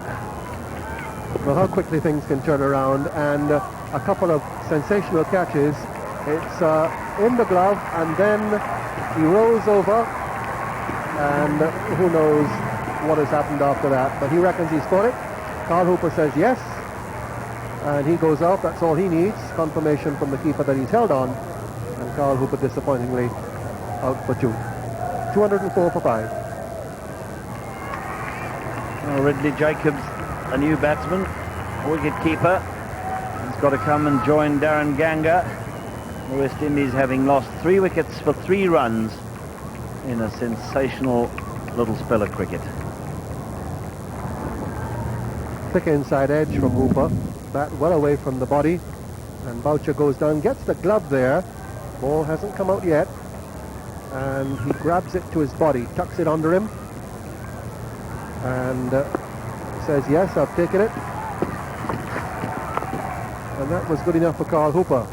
Perhaps other batsmen may have said, well, let's have a look at the replay. Let's ask the umpires their opinion. Well, he brings that glove up towards his midriff, and then he gets the other glove there in support and just clings on to it. It was a very sharp bit of work to get that left glove down there. It was a brilliant delivery by Pollock.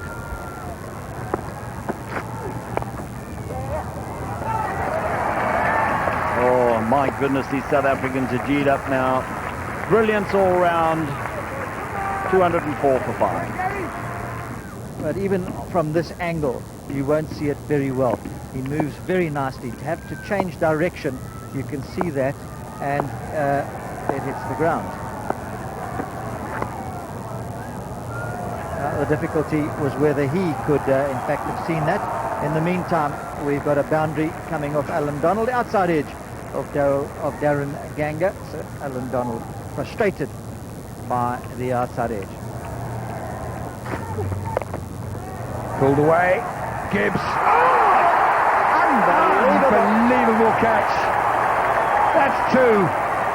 What a fantastic catch. There aren't enough words to describe it.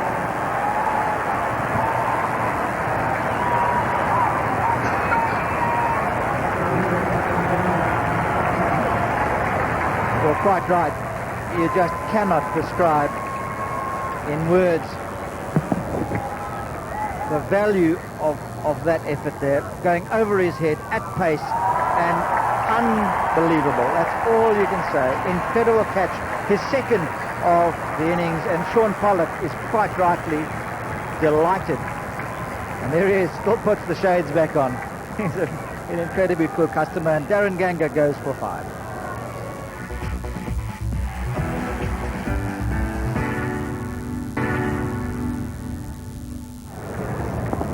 Raoul Lewis on his way to the crease.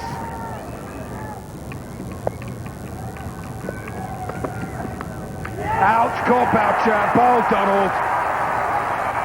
And the West Indies are now beginning to crumble. Having been so well positioned earlier in the day, now find themselves in lots of trouble in terms of this game. Alan Donald's 250th Test wicket, and a very valuable one it was indeed, putting South Africa well on track for a momentous victory.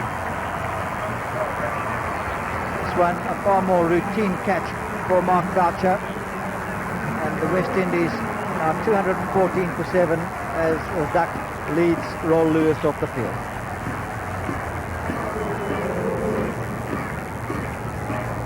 Wicket gives Alan Donald his 250th.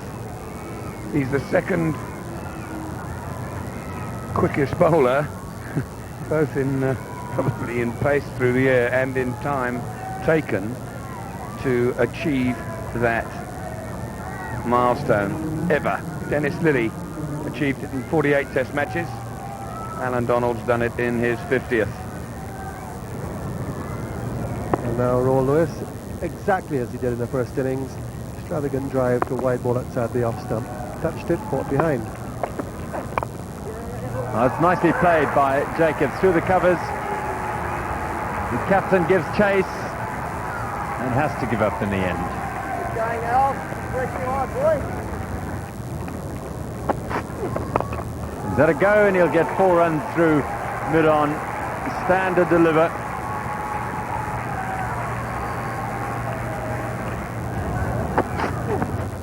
Oh, he's gone for it. And it'll go down to a very fine leg for 4 runs. Oh, that's gone right through him. Whether he got bat onto it, I'm not certain, but it certainly brushed the leg of the thigh. And 4 runs given by umpire Orchard.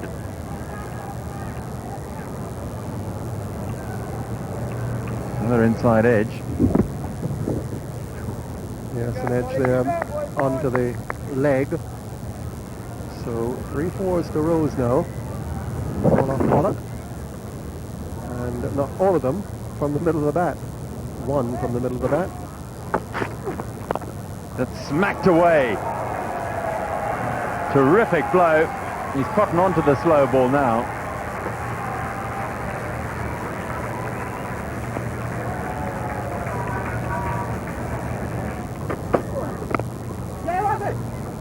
Going to go for it. A crash. Now what? Now what? Umpires. Cornier. Has anybody appealed? I don't think anyone has appealed yet. Stump's broken. Hansi Cronje comes across. And what's going to happen here? I think he was recalled in. He said, if there was an appeal, I want to withdraw it. And the West Indian supporters taking their hats off to the South African captain. Ridley Jacobs called a crash between Callis and Rose. The throw must complete, do all the obligatory actions to complete the run out, and then let the umpires and the captain decide. No, I don't think there was an appeal. No one seemed excited about it. He's got this one away. Going over the top. Down to a wideish long on, and that's 4 more.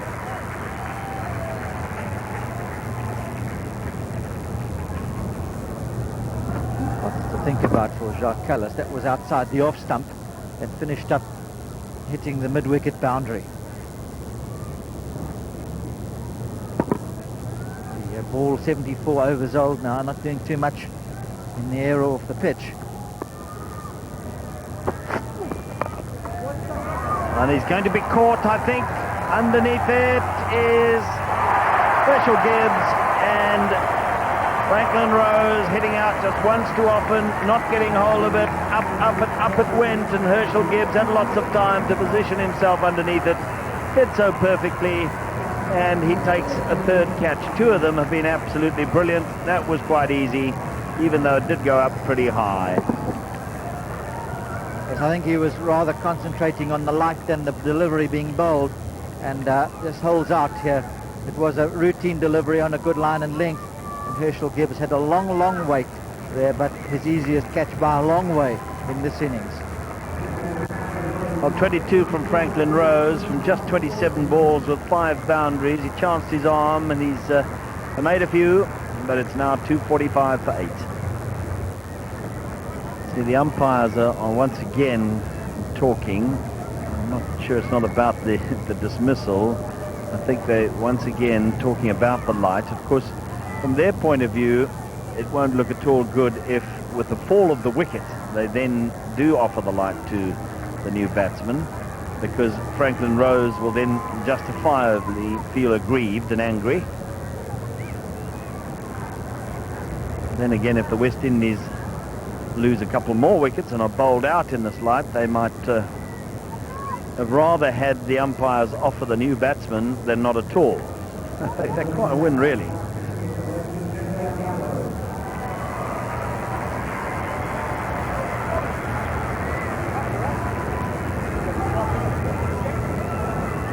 Curtly Ambrose walks ever so slowly to the wicket.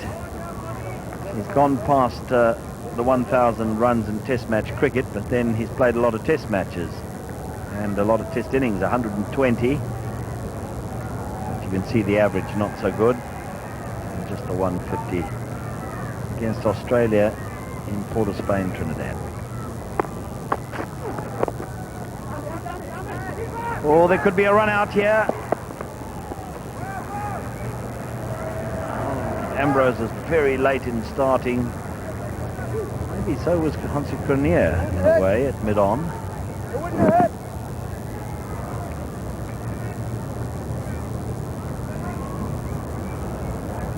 Now the umpires have offered the batsman the light and they've accepted it. The Ambrose. And Ambrose drives handsomely down the ground.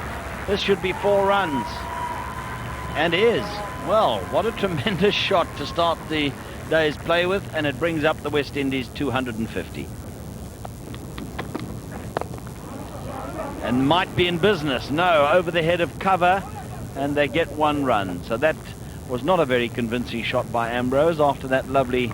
Well, we saw him in the last over just chip one out over the head of Gary Kirsten in the covers.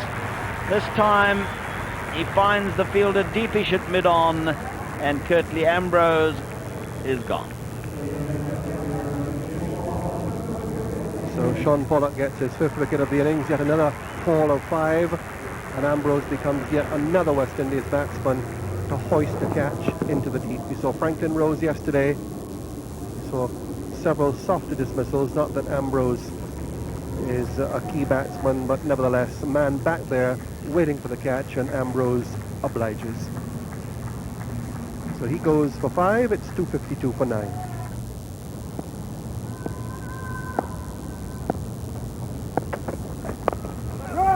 In the air, but safe. They're going to run, and there might be trouble. Now they might get an overthrow. Well, Walsh has gone too far past the wickets down at the bowler's end to be able to get back for the overthrow. But that was nearly a caught and bowled for Alan Dodd. Strike. He was going to be out there, but he pushed it up towards mid-off. Thought perhaps mid-off was a little bit deeper and the ball was running a little bit slower than it eventually did. But he took the chance. He wants to get Jacobs on the strike. He's stretched out there. He would have been gone.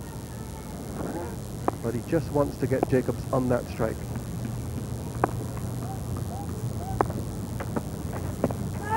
Peel for LBW.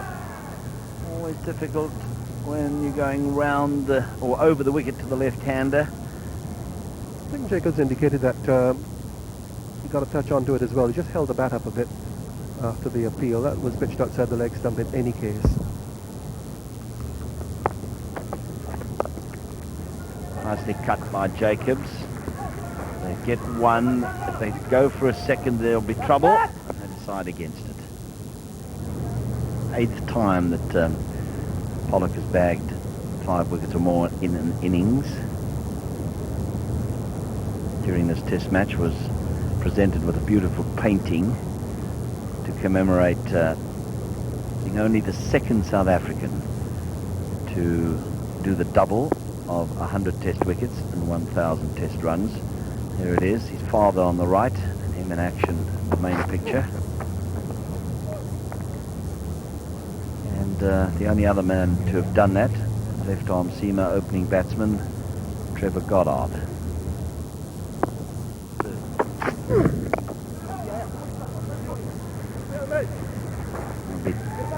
One only here. Don't take on Alan Donald's arm.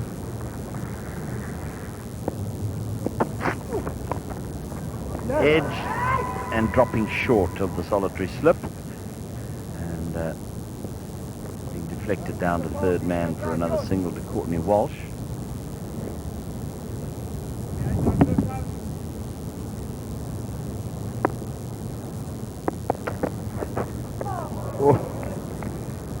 How did that miss? I think that the stumps dodged at the last moment. Perfect delivery. Well, perfect with the exception that it just wasn't close enough. But and I'm sure the stumps with another quarter varnish would have gone over. Kind of delivery which we saw Franklin Rose use to very good effect to the late order of South Africa.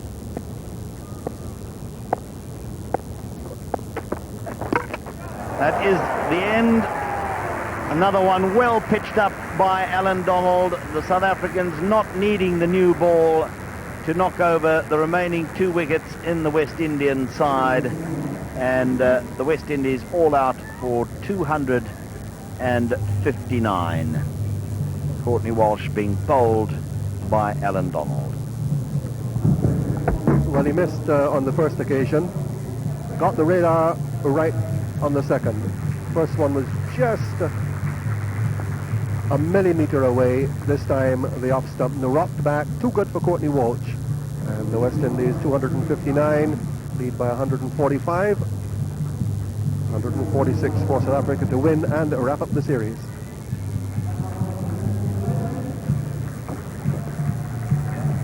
Well, that's the stump camera view of another Express Donald delivery. Much too good for Courtney Walsh. Turning him square, the bat going down the wrong line inside of the delivery. And the stump there ripped from its umbilical cord as the stump cam connection also came out of the ground. And here's Shaun Pollock with 5 wickets to his name. Yet another occasion for the outstanding young South African all-rounder leading the team off the field. And they'll feel very cheery going back into that dressing room. They've got another victory in sight. It looked so good for the West Indies after Junior Murray having been caught off a no ball when he had 1, and then next ball snicked it over the slips, third slip for 4.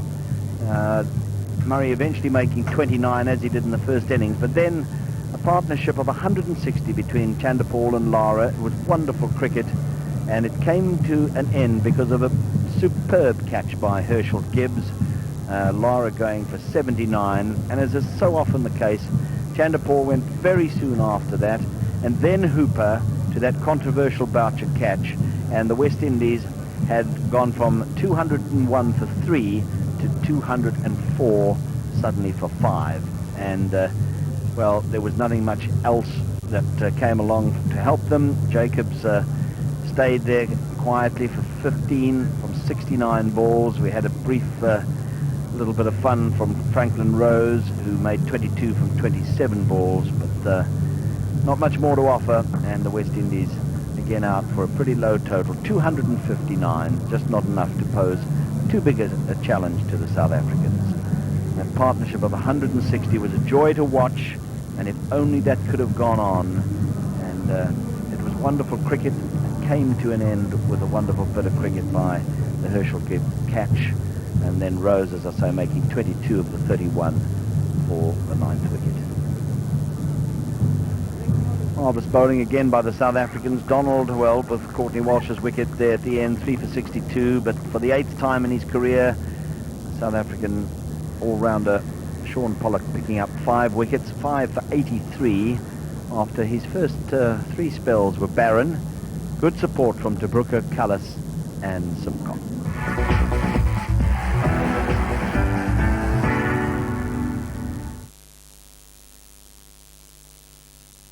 Ramu, chai. Chai. Double diamond मैंने बनाई। आपने? बिल्कुल। दूध कितना डाला? 2 cup. 2 cup. अच्छा। 2 चम्मच।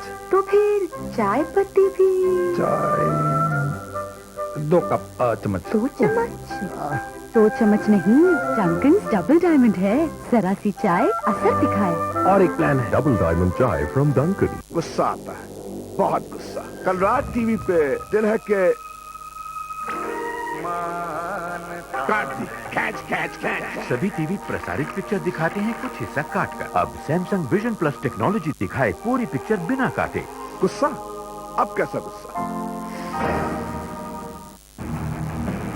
Roar is war, and there's no retreat, no surrender. Roar is war. See all your favorite superstars go into battle, armed with heavy artillery. Everyone will fight the good fight when roar is war, and there's nothing pretty about it.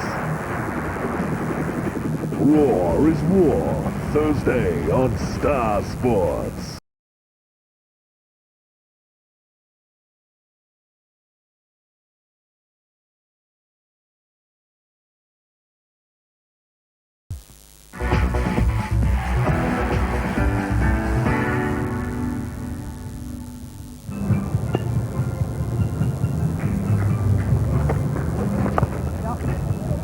Off the mark, and he'll get 2.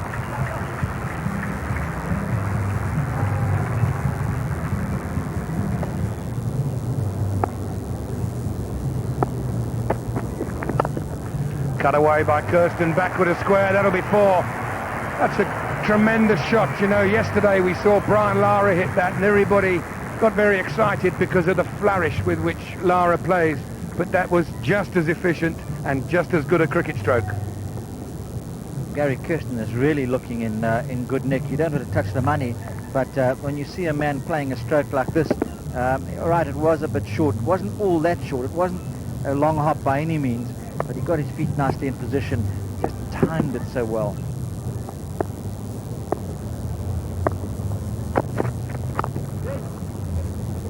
Played very nicely here in the first innings, and he'll be happy to be off the mark. Well timed, push into the covers.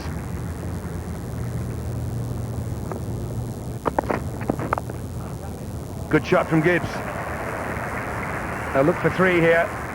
Gibbs is very quick between the wickets. He's going to the shorter end in terms of the throw-in, where it comes into. And he moves on to 5, and South Africa on to 13.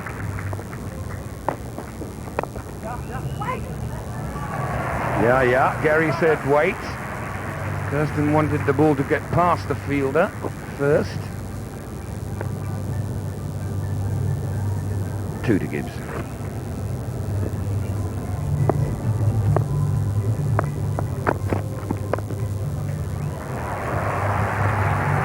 Had Franklin Rose been in the correct position, I don't think he would have cut that off, but he would have had a much better chance. If he'd been wider, as Robin's been suggesting. Good bit of cricket this, and once again Herschel Gibbs playing the ball very nicely, too close to his body, gives him a better opportunity to time the ball away, using the pace of the ball, and he moves into double figures. Opening bat, that's always the first milestone.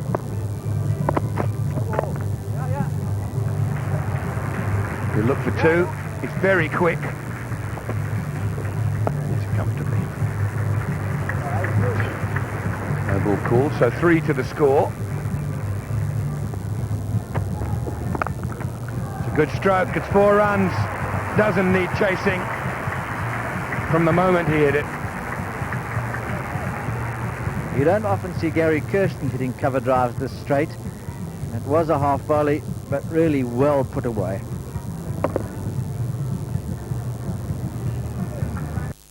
Balance. Follow through. Have to hurry here. Kind of signal that would cause immense trouble against South African fielders. another difference between the teams. He's got that nicely away, very fine. He'll come back for the second.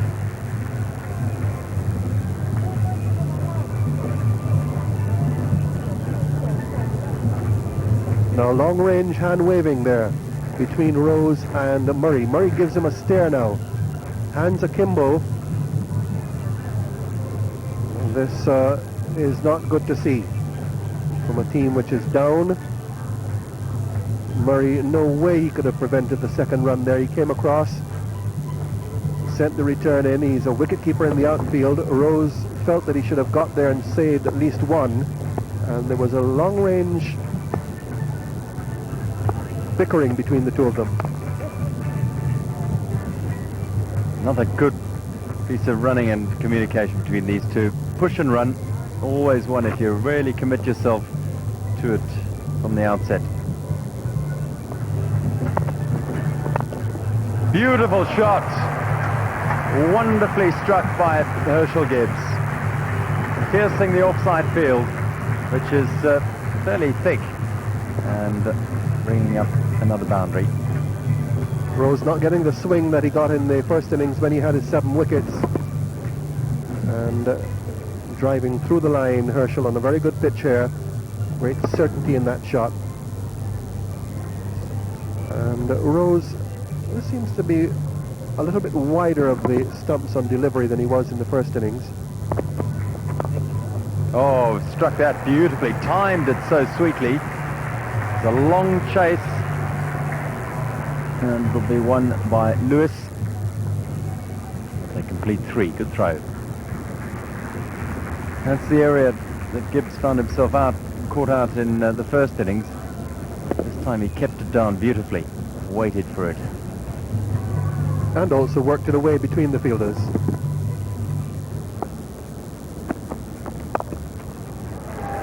Gary Kirsten gets it away down to backward square. They think of a second, but the throw was too good.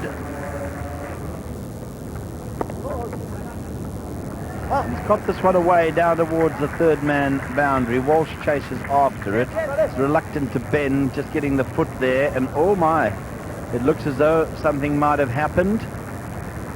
Yes, he pulled up almost as he got to the ball, and he's not happy at all. It doesn't appear to be cramp, and watch there is when his leg goes, and he now is in trouble. He grabs a hamstring to start.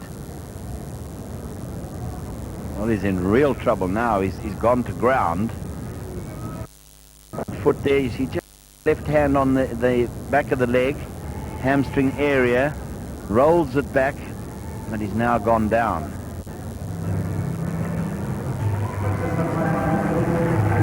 Well, he's being helped off in quite a lot of pain.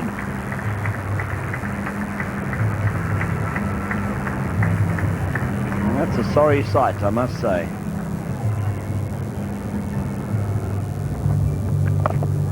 Now he opens his shoulders to good effect too. That's a lovely shot, hitting it with the spin over mid-wicket. 1 bounce, 4 runs. Good positive batting here, because Roy Lewis had settled into a wonderful length and was causing him some difficulty. So he decided to take the initiative and hits a great boundary. And South Africa moves to a half-century opening partnership, the second of the innings of the game. Oh, well now, what spin there was there. And now the ball has run down behind the wicket-keeper, but Gary Kirsten suddenly realized he hadn't really played a shot. Herschel Gibbs was more than halfway down the wicket wanting the run, and Kirsten sent him back saying, no, I remember now I didn't play a shot. But umpire Tiffin was unmoved there. We'll have a look at it in a moment.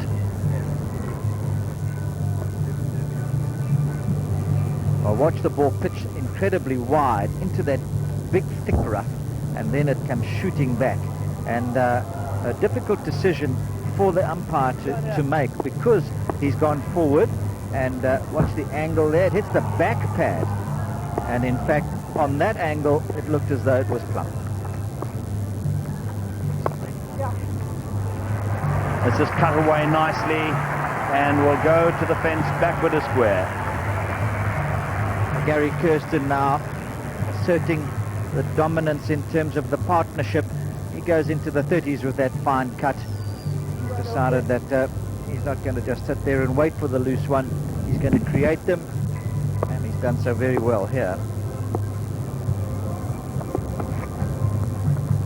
Oh, that was, I think, just short of Brian Lara at first slip. It's going to be 4 more runs down to third man. We'll have to see if that carried.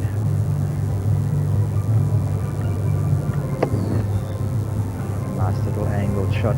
Brian Lara getting down, but really no chance by the looks of things here. Let's see it again.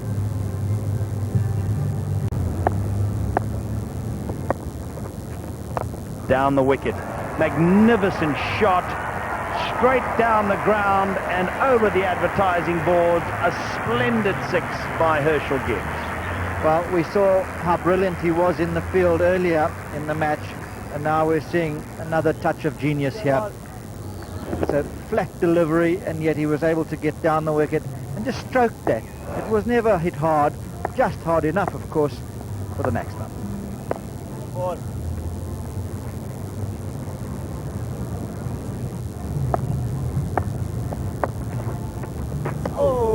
Well, he beats his man there. And it ends the over. 70 for no wicket.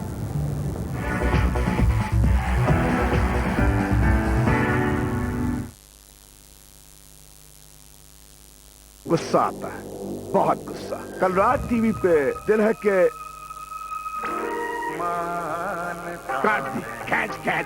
सभी TV प्रसारित picture दिखाते हैं कुछ हिस्सा काट कर। अब Samsung vision plus technology दिखाए पूरी पिक्चर बिना काटे।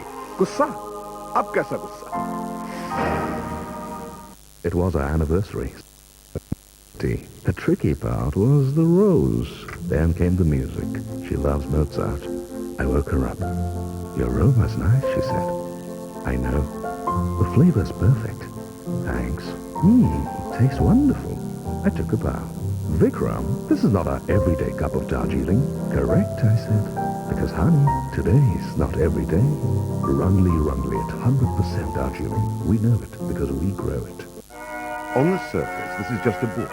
Facts and figures, numbers on a page. But these numbers are more than cold.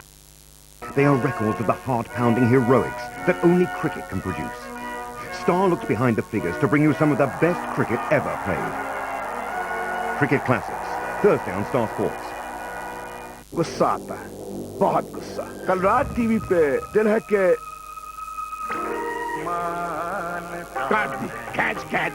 सभी टीवी प्रसारित पिक्चर दिखाते हैं कुछ हिस्सा काट कर। अब सैमसंग विजन प्लस टेक्नोलॉजी दिखाए पूरी पिक्चर बिना काटे। गुस्सा? अब कैसा गुस्सा?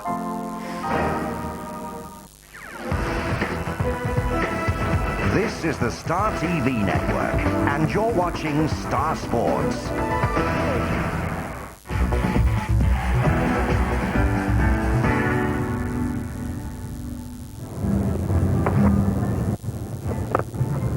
Harry Kirsten uses his feet nicely here, and he's got it through the gap.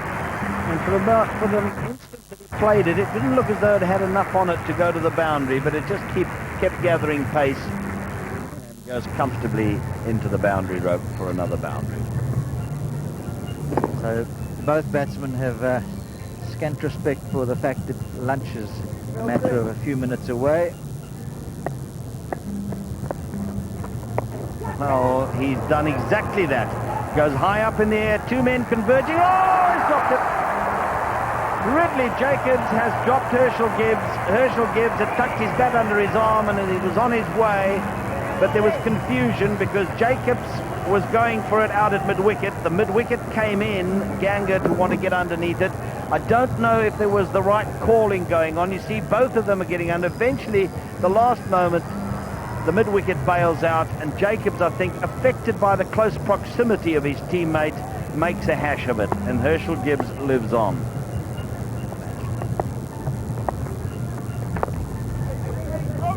Watching that in super slow-mo, I don't know how Ridley Jacobs ultimately let it slip through his gloves. I think you're dead right that a man breathing down your neck, as it were, would have put him off, but it looked as if it went solidly into the gloves, yes.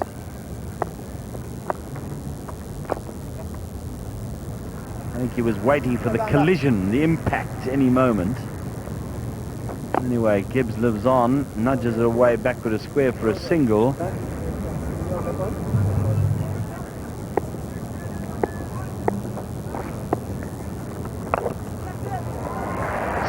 Slapped it through mid-wicket. It's almost as if he got a bit too close to it and then had to adjust, and he did it well enough before. Yes, his position didn't look correct to get that shot. There he goes. As you say, he was too far down, but somehow he managed to get it. Down he comes, and right across it. Managed to stab that out for a single.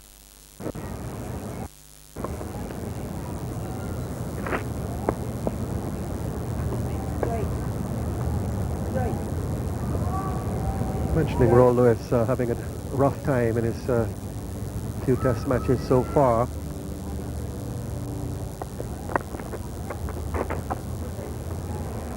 Googly, I feel that Gibbs might have read that off the pitch as opposed to out of the hand, but nevertheless he got it away for 2. Good running, 84 for no wicket.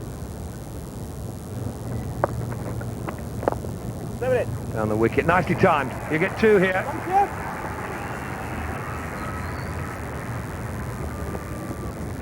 It's good to see someone like Herschel Gibbs prepared to use his feet to a leg spinner.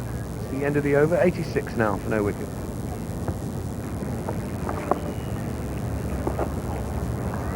Very delicate.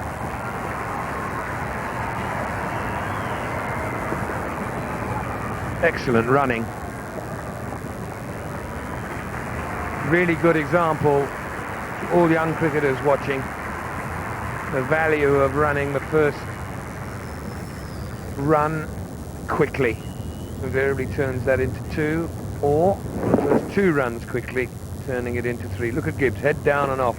Kirsten's the one who's really got to do the scampering, because he knows that he's going to the danger end, or the first end they're likely to throw to.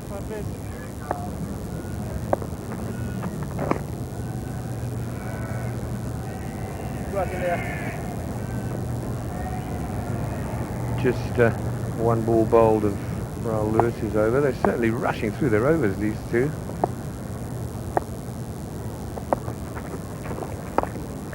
Came down the wicket. Raul Lewis saw him coming, bowled it wide, and Gibbs adjusted brilliantly and stroked it away back with a square for 4. Well, Lewis certainly saw him coming. Now, perhaps that was a correct ball. Others might have given him the googly so to have tracked him down, but he was bowling the leg break to try and get the stumping, leave him down the wicket, but in the end it was a little too short and gave him time to play a fine square cut.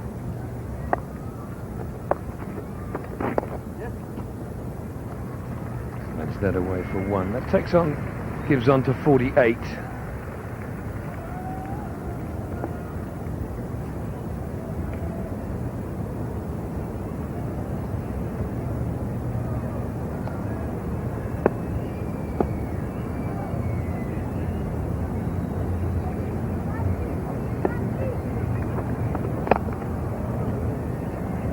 Nearly came back to the bowler in the air.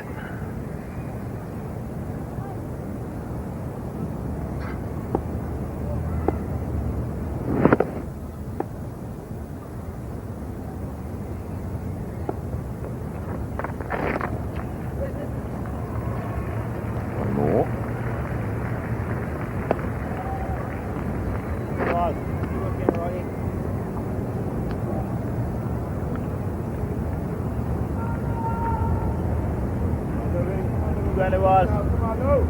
Just 4 runs now for the first 100 partnership for the opening wicket for the series.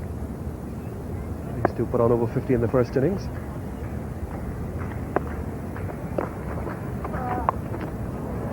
He's chipped that, and he's going to get 2. No, he's not.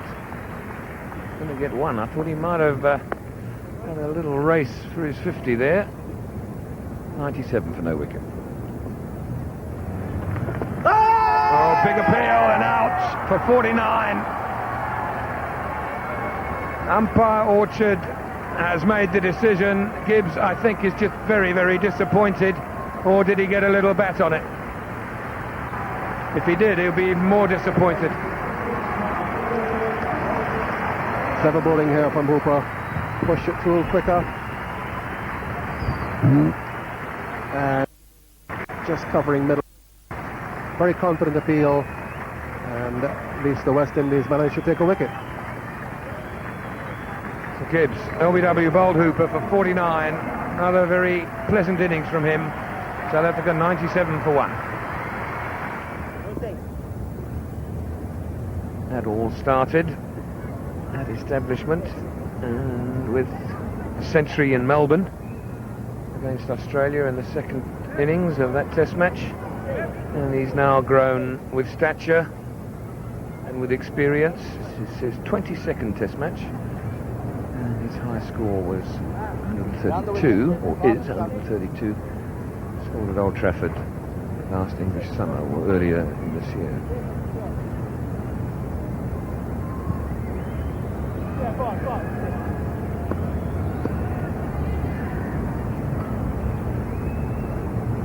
This was the end of Gibbs. The ball's pitched on middle, it's turned. Can't see anything wrong with that.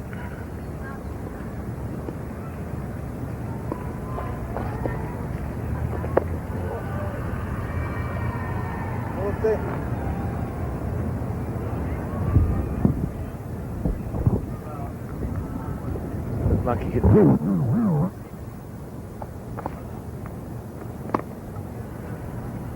Just played all around it. So wicket for Hooper. Hasn't had much bowling in the Test series. Had a very long spell against South Africa A in the preceding match.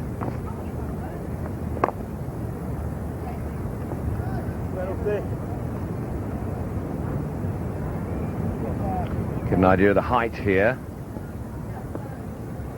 All the way back. It's a good shot, nicely timed. It's beaten the backward point. Won't go all the way to the boundary.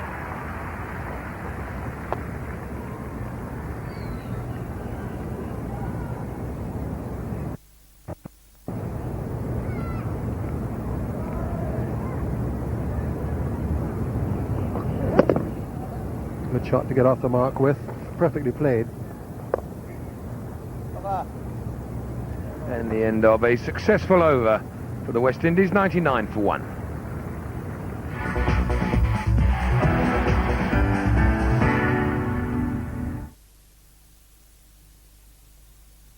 गुस्सा आता है, बहुत गुस्सा। कल रात TV पे दिल है के काट दी, कैच। सभी टीवी प्रसारित पिक्चर दिखाते हैं कुछ हिस्सा काट कर। अब सैमसंग विजन प्लस टेक्नोलॉजी दिखाए पूरी पिक्चर बिना काटे। गुस्सा? अब कैसा गुस्सा?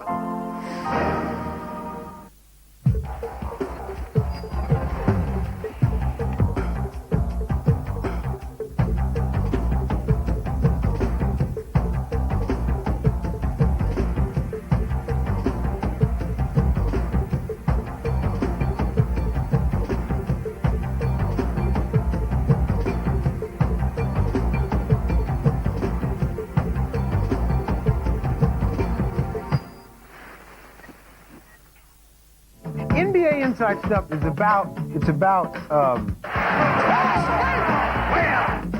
all about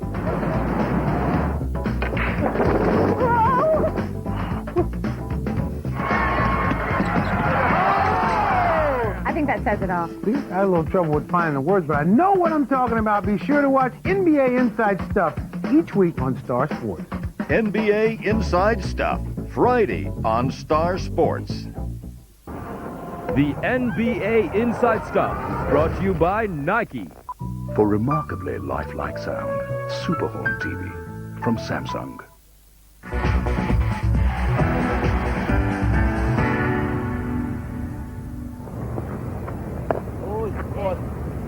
Outside edge with 1 run. And that brings up the South African 100. Just 46 required now.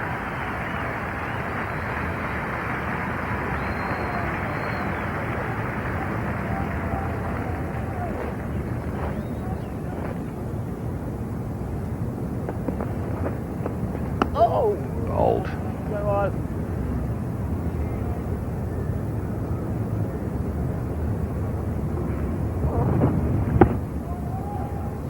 Beat him with a similar delivery in the first innings, one of the few that passed the bat from Lewis in the first innings. From Kallis.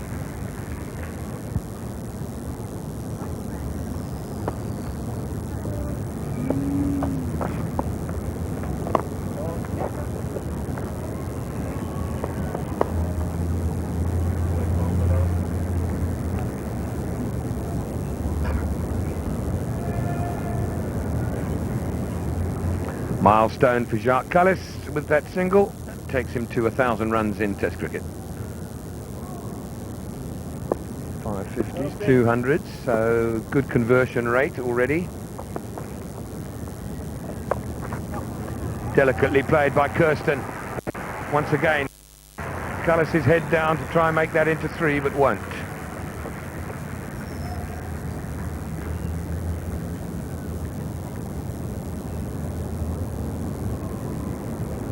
Third youngest South African, just 23 years rather than 74 days to reach that milestone.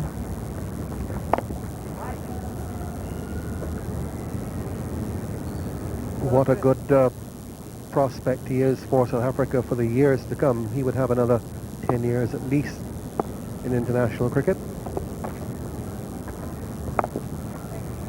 And of course it's not only his batting, but as we've seen increasingly, the quality of his deceptively quick swing bowling and his fielding. That will just be one more. Deliberately played by Kirsten. Oh, well run. My goodness me, that is good running, and one has to suggest lazy fielding and takes him through to his 50 as well. It's made the fielding attempt even worse. 106 for 1 now. Gary Kirsten, 50 not out. 6 fours. Just watch how quickly he runs the first one. He thinks there's only one there, and then he thinks, oh no, I can comfortably go through for the second, and does.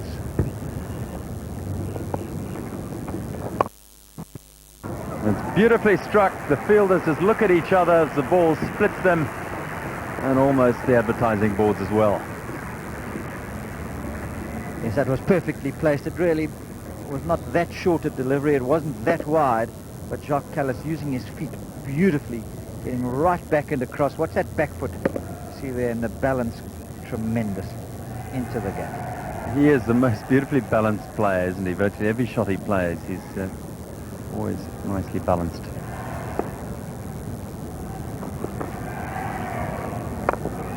Beautifully driven, Kirsten finds the gap on the offside, used his feet, got to the pitch and steered it to the left of Chanderpaul and all the way to the boundary.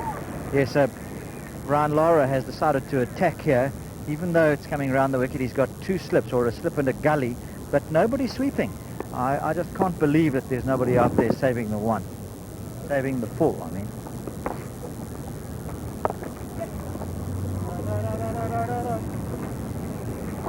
Yeah, Carl Hooper saying don't throw it, hold on to it. You're going to make the single anyway.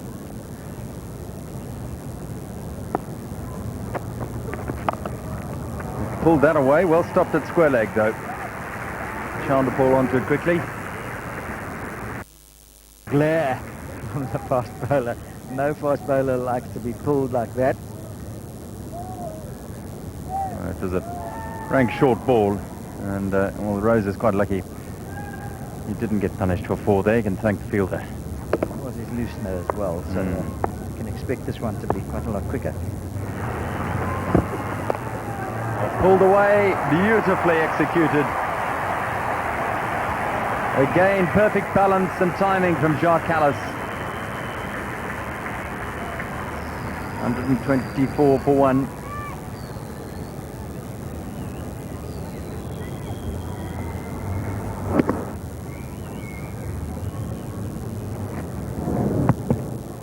That's just such a good shot. Kirsten lofts that over the mid-wicket area. One bounce ball. It is going to be a flurry of boundaries, who knows?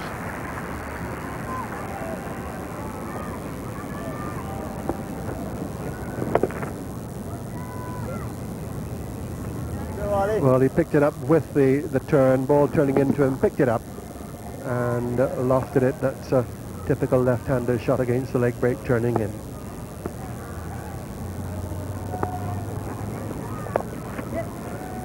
He'll have to hurry. The ball went perhaps a little squarer of the fielder than I could judge from. Got in quite easily in the end.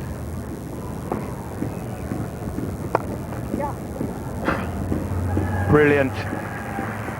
That's good to see. Now, if everyone could be like Shivnarine Chanderpaul in this West Indies side, they wouldn't be losing as they are. There are a few that you can pick out. Ridley Jacobs, Shivnarine Chanderpaul, 100% all the time, even though the opposition needs only 10 to win. Oh, that's a beautiful shot. Just a beautiful shot. And the end of the over. 143 for 1.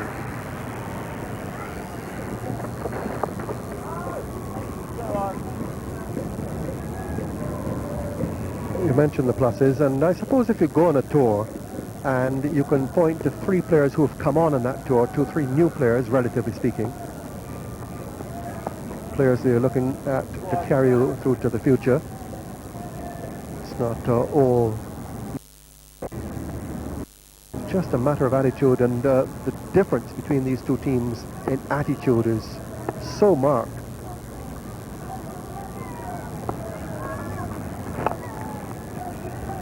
Yesterday, West Indies were right on top at tea, 2 wonderful batsmen playing wonderfully, and you could sense when South Africa came out after the interval that they had regrouped, that they were ready to come back at the West Indies, and that magnificent catch just changed things around. That's it. That's the series win. Gary Kirsten knows it. He's celebrating as if he'd just gone to 100, and he must feel that way.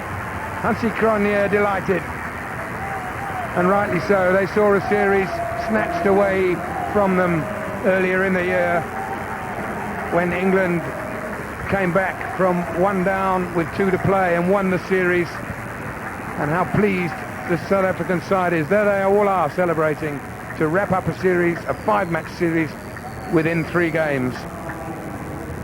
Commiserations for Brian Lara. Now it's time for the West Indies to rebuild, as we've just been discussing, and they will. They're a very proud cricketing nation. That was the winning stroke. Very happy man. He knows what that means to Hansi Cronje. He knows what it means to Bob Woolmer. And obviously he knows what it means to the rest of the team. So the trophy will be handed over, and can be, after only 3 games of the series. South Africa win by 9 wickets, an emphatic victory here in Durban. And spare a thought for Phil Russell, who provided these players and us and all of you at home with a beautiful cricket pitch on which to play Test cricket. Good to bat on, but something in it for the bowlers if they really bend their backs and work hard. So while the South Africans celebrate and no doubt pop open a bottle of champagne or 2, we have presentations and interviews for you still, so don't go away. We'll be back shortly after the break.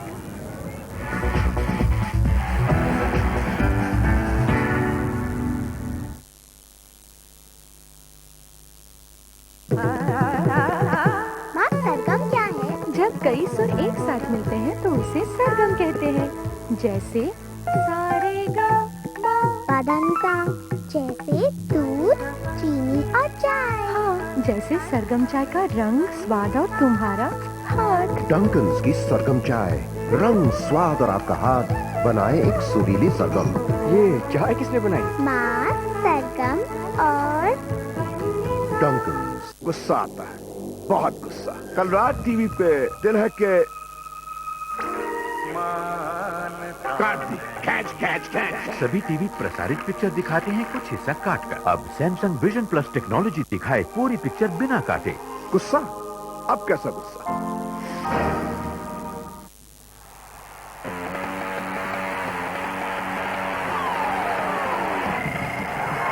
Star Sports continues its coverage of Europe's most dynamic football league. Get ready to see more goals, more action from the Spanish League. Third place Valencia need to catch up with leaders Mallorca, but first they must beat Real Sociedad. Catch the showcase match on Star Sports. For the latest program information, visit our website, espnstar.com.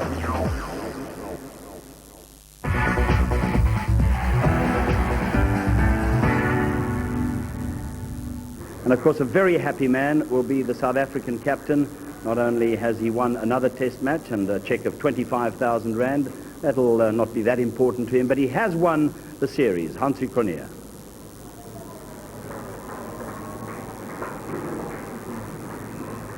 Well, Hansi, to be 3-0 up in a five-match test series, it's just absolutely unbelievable. I think we can start smiling now. But we said right from the start, that there's 25 big days against a magnificent test side. The West Indies have a tremendous record and a proud record, and I'm sure at 100 on his home ground. But and then coming back yesterday, and Sean and the guys really bowled well. Yes, our bowlers did the job again, and our fielders are always there. But I mean, somehow they were even more brilliant, it seems, this time than ever before.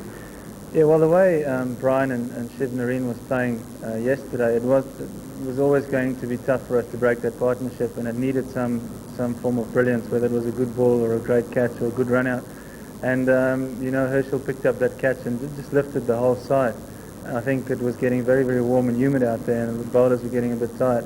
But if you see catches like that going, and you just have to think back 1 year to Adelaide, where those sort of catches weren't sticking, and that's the difference between winning and losing a test match. And you need to take those sharp chances, and fortunately they stuck for us in this test match and capitalised on a couple of good run-outs and good catches, and you can back up the bowlers that way too. Are you surprised that you've been able to win the series as easily as you have? Well, I must pay tribute to our coaching staff. I think Bob and Corey and Eddie Barlow, they did a tremendous job. They planned this series particularly well. We did a lot of hard work in September when we had camp, and we discussed all these things and our goals and where we wanted to go, and a lot of credit must go to them. I think from that point of view we planned this series very well. So I'm not surprised at the way we played. I must say that I think the West Indies have still got a lot of petrol left in their tank. I think they're going to come back with a good fight over the next 10 days. You're captain of a very good outfit at the moment. It seems to have a nice balance over Australia today. That was another big surprise. Yeah, it was interesting to listen to Botham and Border talk about the target of 175, and Botham said that Border was a bit edgy at the start. So small total seemed to be haunting the Australians. They seemed to stumble at the final hurdle for small totals. But credit must go to England for keeping in the game and fighting for them. And they've kept the series alive. This series by South Africa, but knowing you, there'll be no relenting. I think the wicket in Cape Town has been a tremendous wicket for good cricket, and the way Brian was hitting the ball in this game, Shiv Nareen and Carl Hooper also short of some runs. I'm sure they will come good at some stage. The series is very much still alive from that point of view, and the bowlers have done a tremendous job for them. So it's going to be 10 grueling days of Test cricket. You can count on that. Well, congratulations, Hansi. We're not going to give you the trophy now. It'll only happen at Centurion, but well done. Thank you. Thank you. So to the man of the match, and the adjudicator was S.K. Reddy, former president of Natal Cricket, former manager of the South African side, and indeed a former selector. Now, he had quite a job in many ways. There were a number of candidates on the West Indian side. Of course, Franklin Rose for that magnificent 7 for 84 in the South African first innings. And the run-out, remember that, of Daryl Cullinan, so he had a hand in 8 of the wickets there. And then Brian Lara with his 79. On the South African side, there was Pollock for the 8th time in his career, getting 5 wickets in an innings, ending with 6 for 128. And then Herschel Gibbs came into the reckoning. A good 35, a good 40, and 4 catches in an innings, including 2 absolutely brilliant efforts, and particularly breaking that partnership of Chanderpaul and Lara. But in the end, SK Reddy decided that his man of the match was for an innings that was very valuable in boosting South Africa to over 300 in their first innings, giving them that handy lead, and he feels that was a big contributing factor to South Africa winning this test match, and as usually, brilliantly, Jonty Rhodes. A cheque for 10,000 Rand from Robin Gucci of Breweries for Jonty. And Jonty, well, Sean Pollock's been hogging it for the last couple of test matches. I'm sure it's nice to have a change. Well, definitely. I mean, the older blokes in the team like myself and Hansie, we've just been staying out of the limelight, letting the young boys get their moment of glory. And back in front of the Kingsmead crowd, it's fantastic. I mean, the support we've had over the last 3 or 4 days has been superb. So it's really nice that a homeboy, I suppose, gets Sean Pollock as a hometown boy, but his amount of time he travels these days, his home's probably a suitcase, so yeah. Now, you were almost upstaged out there in the field by Herschel Gibbs. He had a wonderful test. I was definitely upstaged. There were some fantastic catches. You know, not only Herschel Gibbs, but Carl Hooper took a great catch to dismiss Polly, and Hansie spoke about changing a test match. Where Sean and I were batting together, we had quite a nice partnership going, and Carl Hooper's catch brought into that really productive partnership. And Herschel, I mean, we were quite desperate. The wicket was a good batting deck. The ball was getting a bit soft, and the heat was making the guys toil a bit. So one moment of brilliance was a fantastic catch. But it's the batting that really won you this Man of the Match award, and you come off that wonderful series where you made 367 runs in the test at an average of over 52 in that series, and you've carried that good form through here, getting top score 64 when South Africa were in trouble, 53 for 5 in Port Elizabeth, and now they weren't exactly in desperate trouble, but your 87, a very good effort. Well, Hansie keeps running himself out, and I keep helping in that aspect too. He's hitting the ball really, really well. You know, it's been quite amazing how low scoring, I mean, some really talented players on both sides, how low scoring the games have been. Maybe it's an indication of the good bowling or an indication of the surfaces we've been playing on. But I've been enjoying what I do. You know, I haven't changed a whole lot from the England tour, other than the ball comes through a little bit quicker and a bit more bounce in the South African wicket, and obviously a bit more pace from the West Indian fast bowlers. But I'm still enjoying what I'm doing and just taking one innings at a time. Are you a little more selective in your shot making?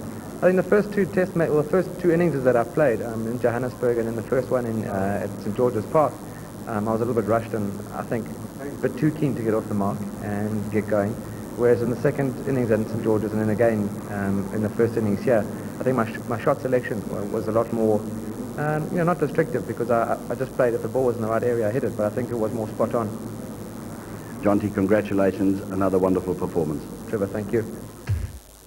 It was never in doubt. South Africa convincingly cruising home by 9 wickets. Kirsten and Gibbs out at 97, 57 in the first innings, and a hugely impressive run chase. Gibbs played some delightful strokes, full of confidence. He might be the answer now as Kirsten's opening partner. 49, Kirsten 71, Callis finishing touches 23. The bowling, Rose, well, not as effective, didn't get as much swing as in the first innings. Ambrose and Walsh, well, Walsh has a bad hamstring pull, which is a serious blow. Carl Hooper got the only wicket to fall.